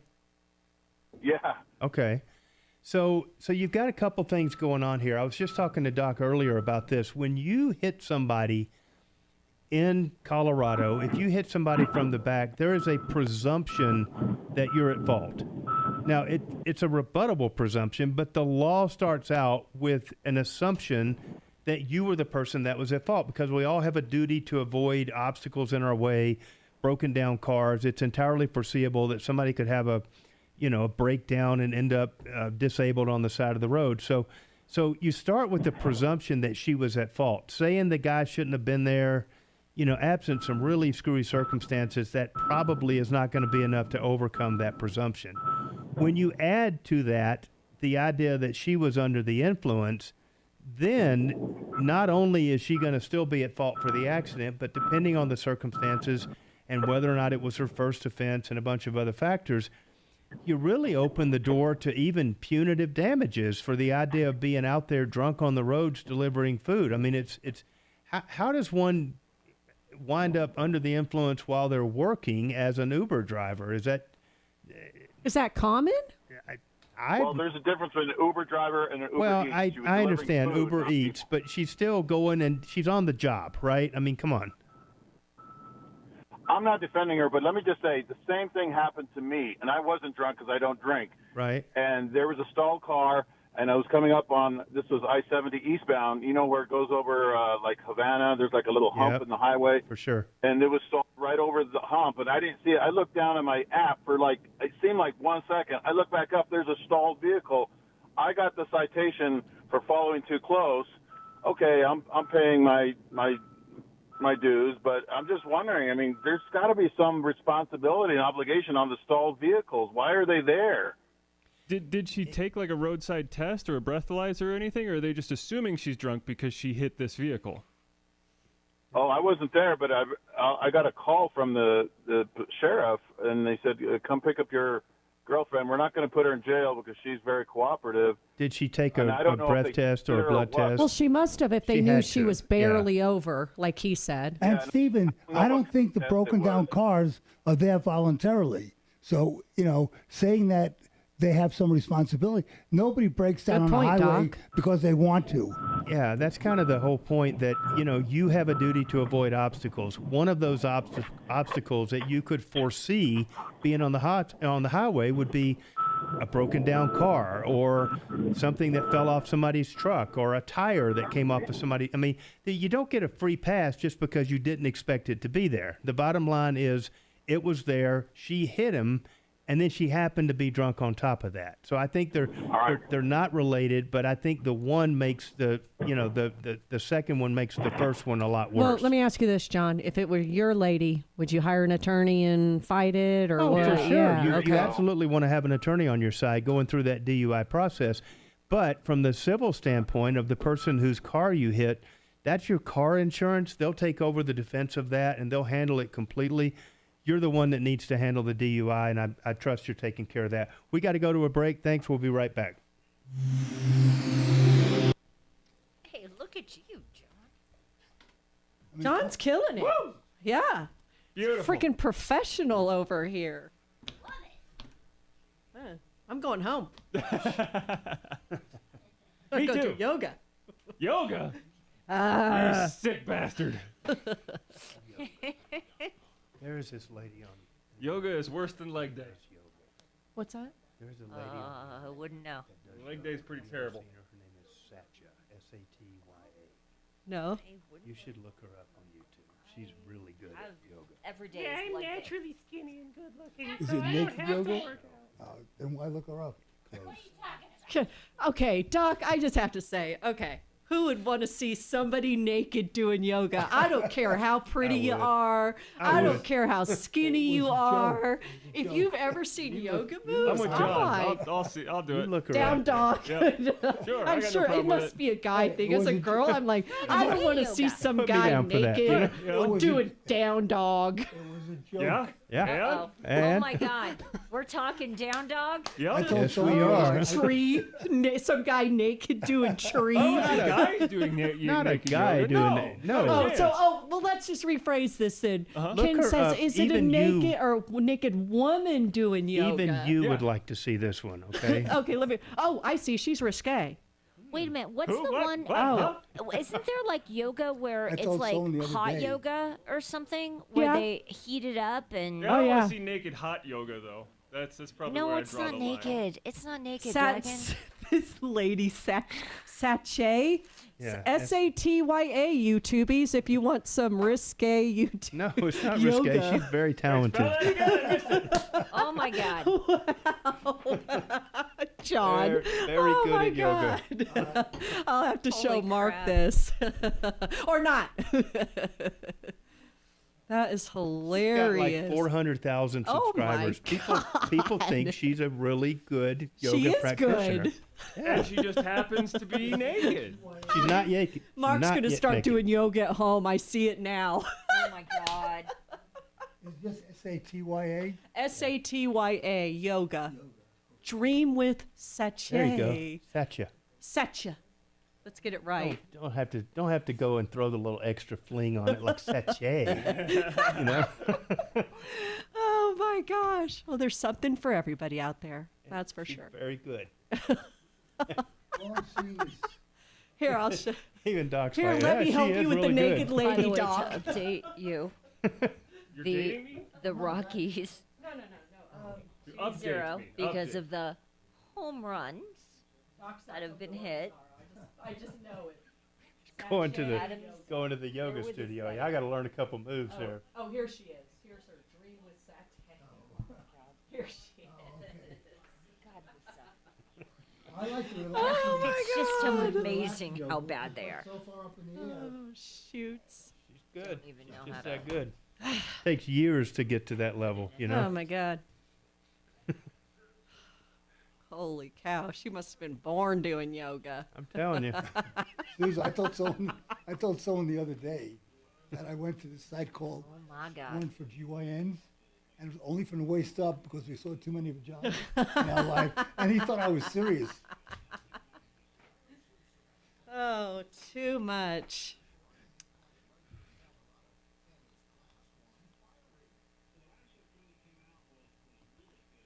Okay, moped car accident.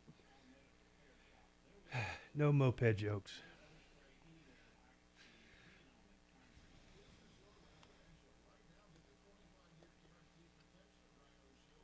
Oh, Paul Pelosi sold Visa stock before the DOJ suit. Shocker. She made so much money on inside trading. It's Absolutely.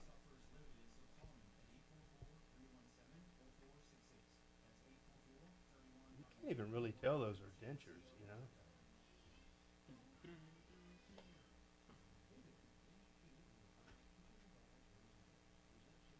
Naked Pilates on the reformer would be way better. Boy. Dimitri, are you with us? Oh yeah, I'm here. I'm just watching the yoga Oh channel. gosh. Dimitri's Everybody's watching trying out some new the yoga risque poses over yoga here. girl. Yoga's so interesting right now. Zeus, quiet down. Dimitri paying wants to go. There's benefits run from just away. watching it, you know? You don't have to actually do the yoga to get the My heart rate benefits. still gets pretty high. It's does. oddly enough, I feel like I'm working out. You guys. I feel like I'm in that hot yoga class right now that you mentioned. Too funny.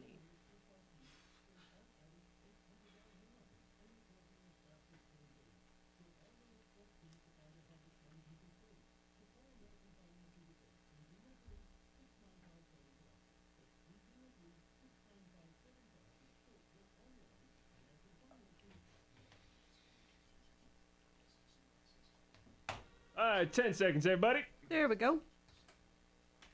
Call 303-695-7000. That's 303-695-7000. AmericanFinancing.net for details about credit costs and terms.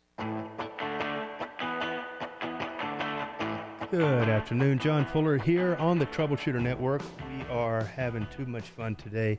We are going to go right to the phones again here. Karen, you've got a call about a car moped accident. What's going on? Yes, I have.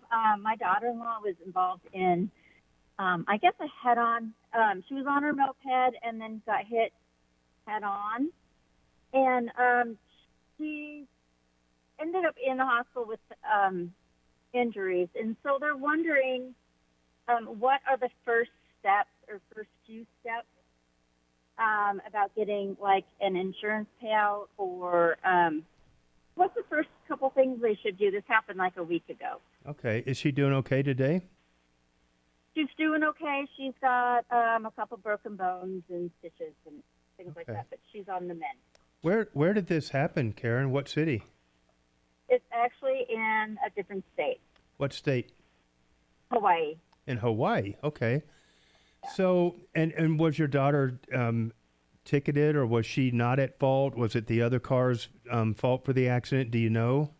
I don't know. That's my suggestion to them first, is to get the police report. She was taken by ambulance, Okay. so I don't think she's been ticketed or anything. So everything, Karen, really comes down to trying to figure out first, who's at fault in the accident, okay?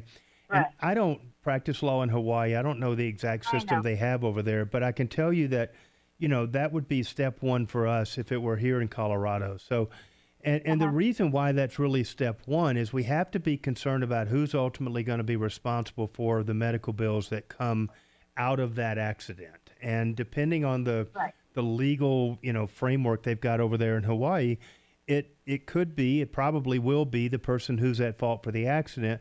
The issue is whether she has to kind of front load that and pay for the medical care out of her own resources, or whether there's some mechanism to have either the auto insurance that she has over her moped or even the other driver. So do you know, does your daughter have health insurance as well on top of any car insurance? I know she just applied for Medicaid. Did she apply for Medicaid because she was in the hospital and they were applying for her? She applied for it because she can't go to work.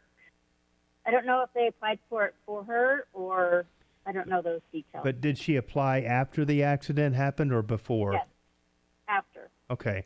So it sounds like she didn't have her own health insurance before this accident, and they're trying to retroactively get her qualified for Medicaid, and there's nothing wrong with that. What that's going to basically do for you is to pay the initial bills of the hospital and the emergency room and the different personnel that she saw there.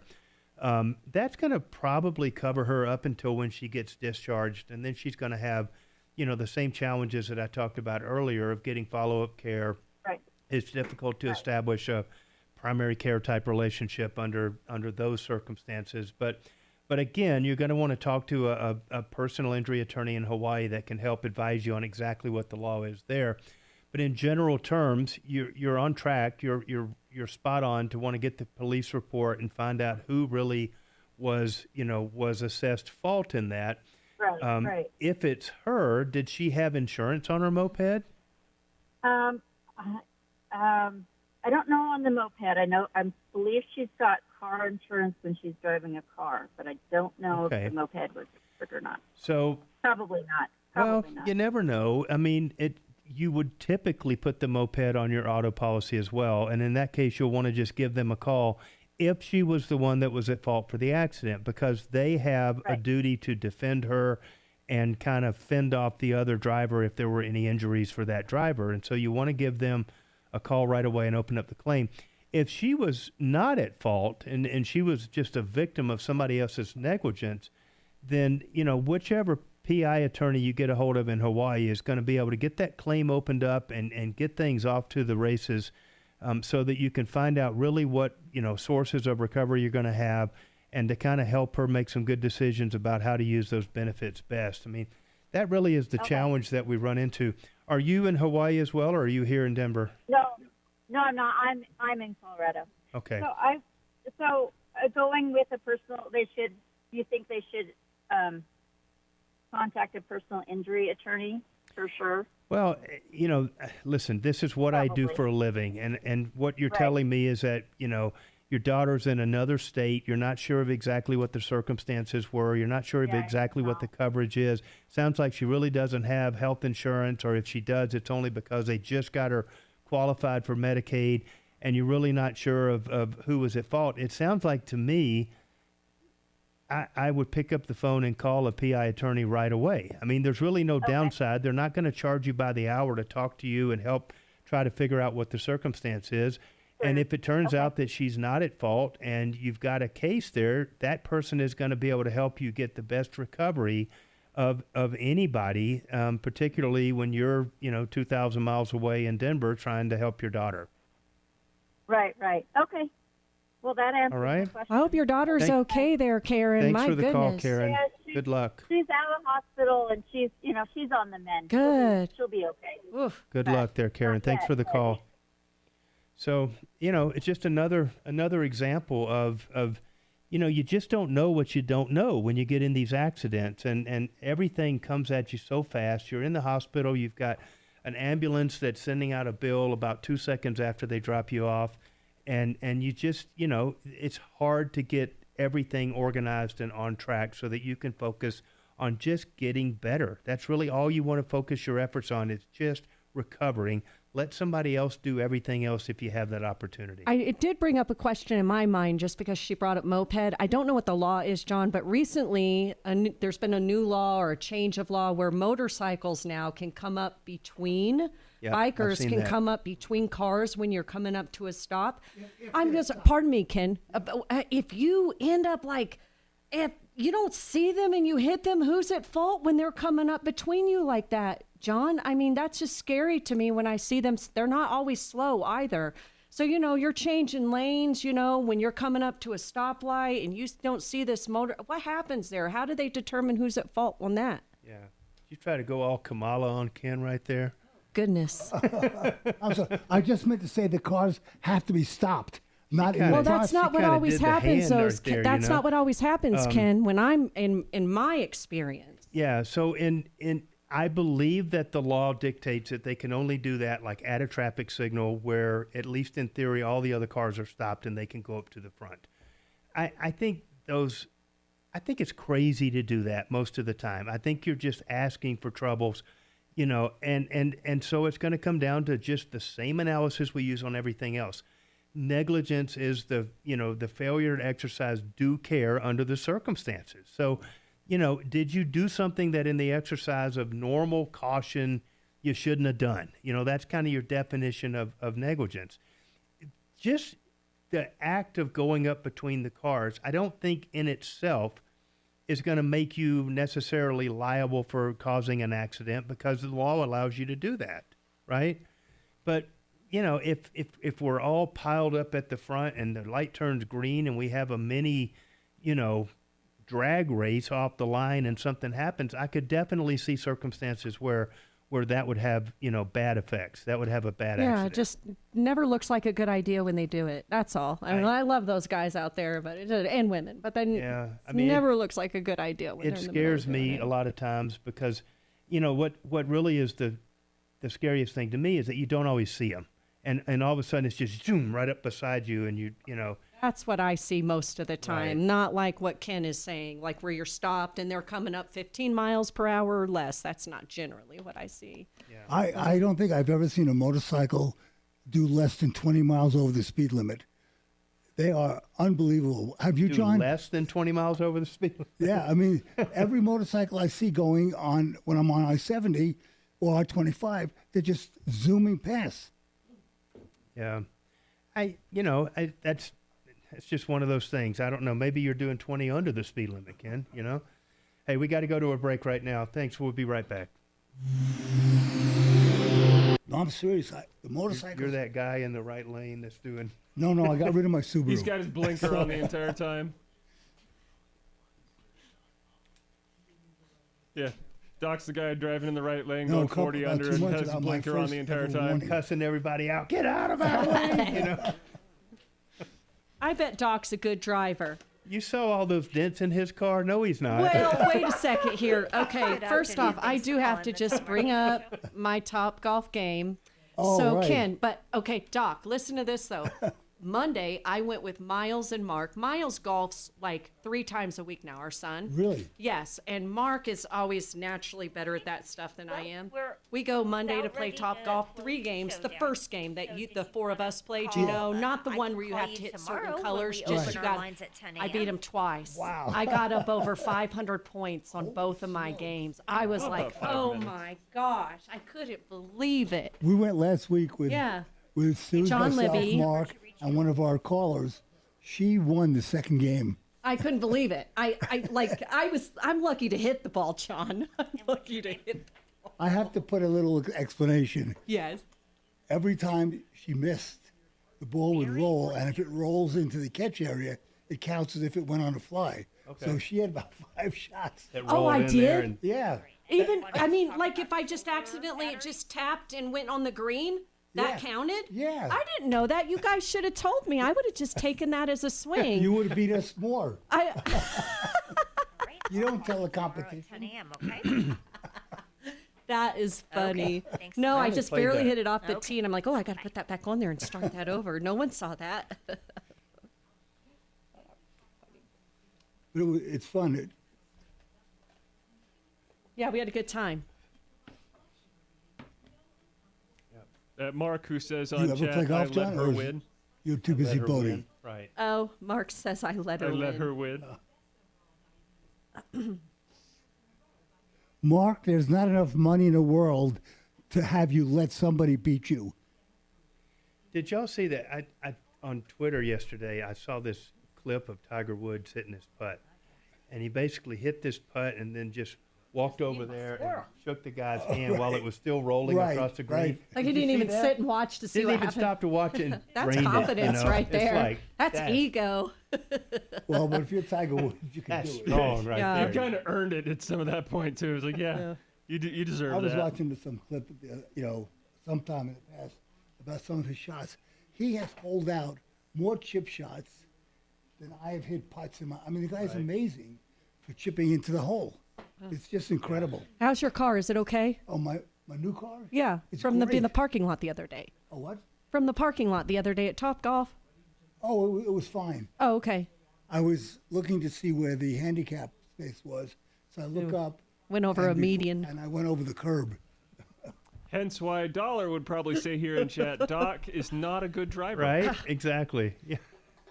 I mean, if the Oh. 14 basketball-sized dents in your car didn't tell the story enough. I It's a did new that. car. It's, I you know, did that in 3 months Castle old. Rock in a Lowe's parking lot, but it was snow covered, and I didn't know. And it was an Okay. empty parking lot. I didn't even tell Mark. I know he's listening until after we sold the car. Right? Well, I at thought, least now you looking had, back, I should have told him. At least you had kind of, sort of an excuse, you know? Maybe. I was looking for But, I handicap mean- parking. The guy that's working his way into the handicap spot, you have scratched off most of your defenses at that point. You know, the space is wider, it's painted special for you. There's Should be easier. signs, you Should know, be I was easier. looking for the sign. That was the whole point. right? What, is that Bob with LEM Landscaping? Yep. So we're gonna have how many minutes when we come back? About 5. 5. Okay. Cool. Nice.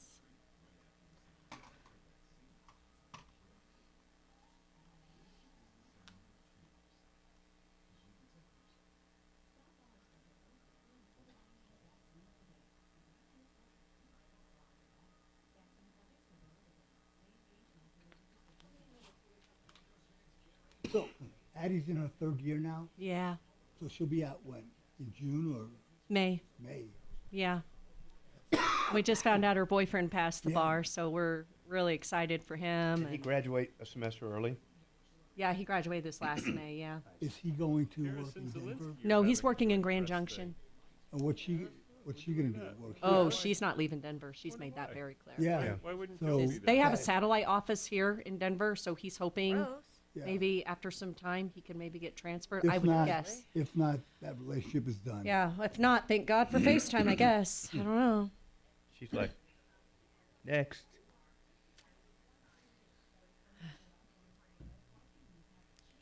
She seems smitten, let me tell you. Oh, Lord. I'm sure she is. She is very smitten with this guy.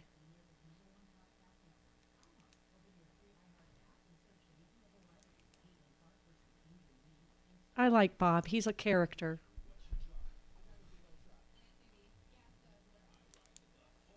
All right, 10 seconds, everybody. Listen to Dan Caplis. With Dan Caplis. Afternoons at 4 on 630 KHOW.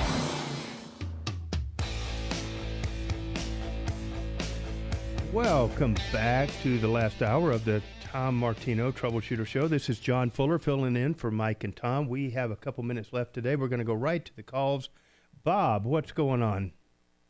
Oh, Bob's gone, so we won't go to Bob. Oh, I wonder what he was saying. That was Bob with LEM Landscaping. He's a referral list member of ours.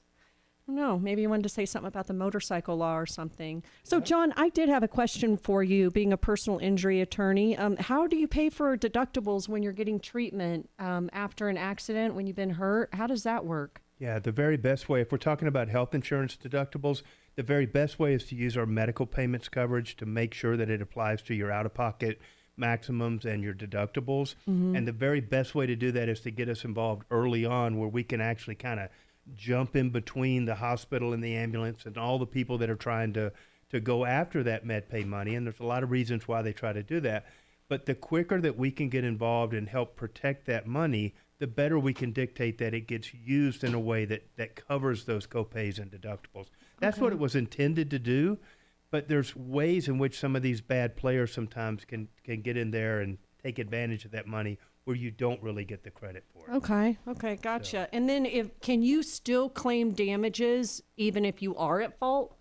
Yeah, that's a tough one. Or claim injury, maybe? Yeah, generally speaking, no. If you're at fault, you're not going to be able to recover against anybody. The only time that we run into weird situations like that is if you're a non-negligent passenger in a car with a negligent driver. So you're in the front seat, the driver is the cause of the accident.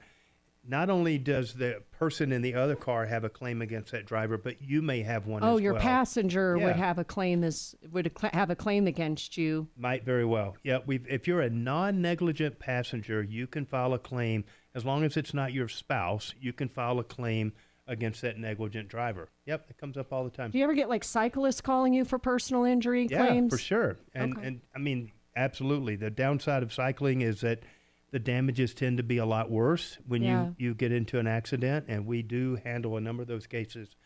We're always happy to talk to motorcyclists that have been I meant more bicyclists. Oh, yeah, absolutely. Yeah, bicyclists they scare me. I love them, but they scare me being out there, John. You know, bicyclists have to adhere to the same rules of the road that cars do. And unfortunately, the car drivers just don't see them that well. And so, bad things happen, and the bikers a lot of times are just completely innocent victims. And it's a complicated area of the law. If you get into that situation, absolutely give us a call. We love handling those cases and helping those people recover. Yeah, and that's John Fuller at 303-597-4500 or personalinjuryco.com. Yeah. So, hey, it's been a load of fun this afternoon. Yeah, and we got to give John props. I mean, he did an outstanding job. Thank you. So thank you. I appreciate it. I'm really impressed. As we're nearing the end here. And also for a doctor to praise a lawyer, he has to be good. That's really a big move for you, Doc. I'm going to say I'm really proud of you today. We've come a long way in just this short little 2 hours here. So as long as you don't mention that evil 5-letter word. Did you ever practice any other kind of law, John, or has it always been personal injury for you? From the day I've been practicing, I began working in a plaintiff's medical malpractice firm, but they did a little bit of everything, and then I kind of evolved into doing what I do right now, and I've specialized in strictly personal injury cases for the last 20 years. So, do you practice in Florida at all? And I ask because you have a house down there, and I know you spend a lot of time down there. I've got family in Florida. We've always had kind of a little bit of a touch in Florida, but I've never practiced in Florida. I don't plan to practice in Florida. Florida has these nifty rules that say there's zero reciprocity. So there's no way I could ever practice in Florida unless I completely retook the bar and started over, and this old dog is not learning that new trick, so that'll never happen. Now, can you represent your wife if she's injured in an accident, or does she have to get somebody else to do that? I could do that. Yeah. I could absolutely do that. Interesting. Okay. And John, are there multiple states that accept the Colorado bar and will admit you to their bar? Yes, all the states are different, and most states have deals where if they'll acknowledge us, we'll acknowledge them. And so there's kind of a reverse or, reciprocal acknowledgement. And, Florida's just not one of them. So that's John Fuller, personalinjuryco.com, 303-597-4500. Join us tomorrow on the Troubleshooter Show for Car Day. We have Kevin Culkin in studio. Reciprocity with Colorado? What's that? Are there many states? Yeah, there's I mean, most of them you have to take the state-specific little portion of the test. Oh, really? Follow Tom Martino at Real Tom Martino and stay connected with all of us at 630 KHOW, KHOW.com, and on the iHeartRadio app. This is Denver's talk station, 630 KHOW.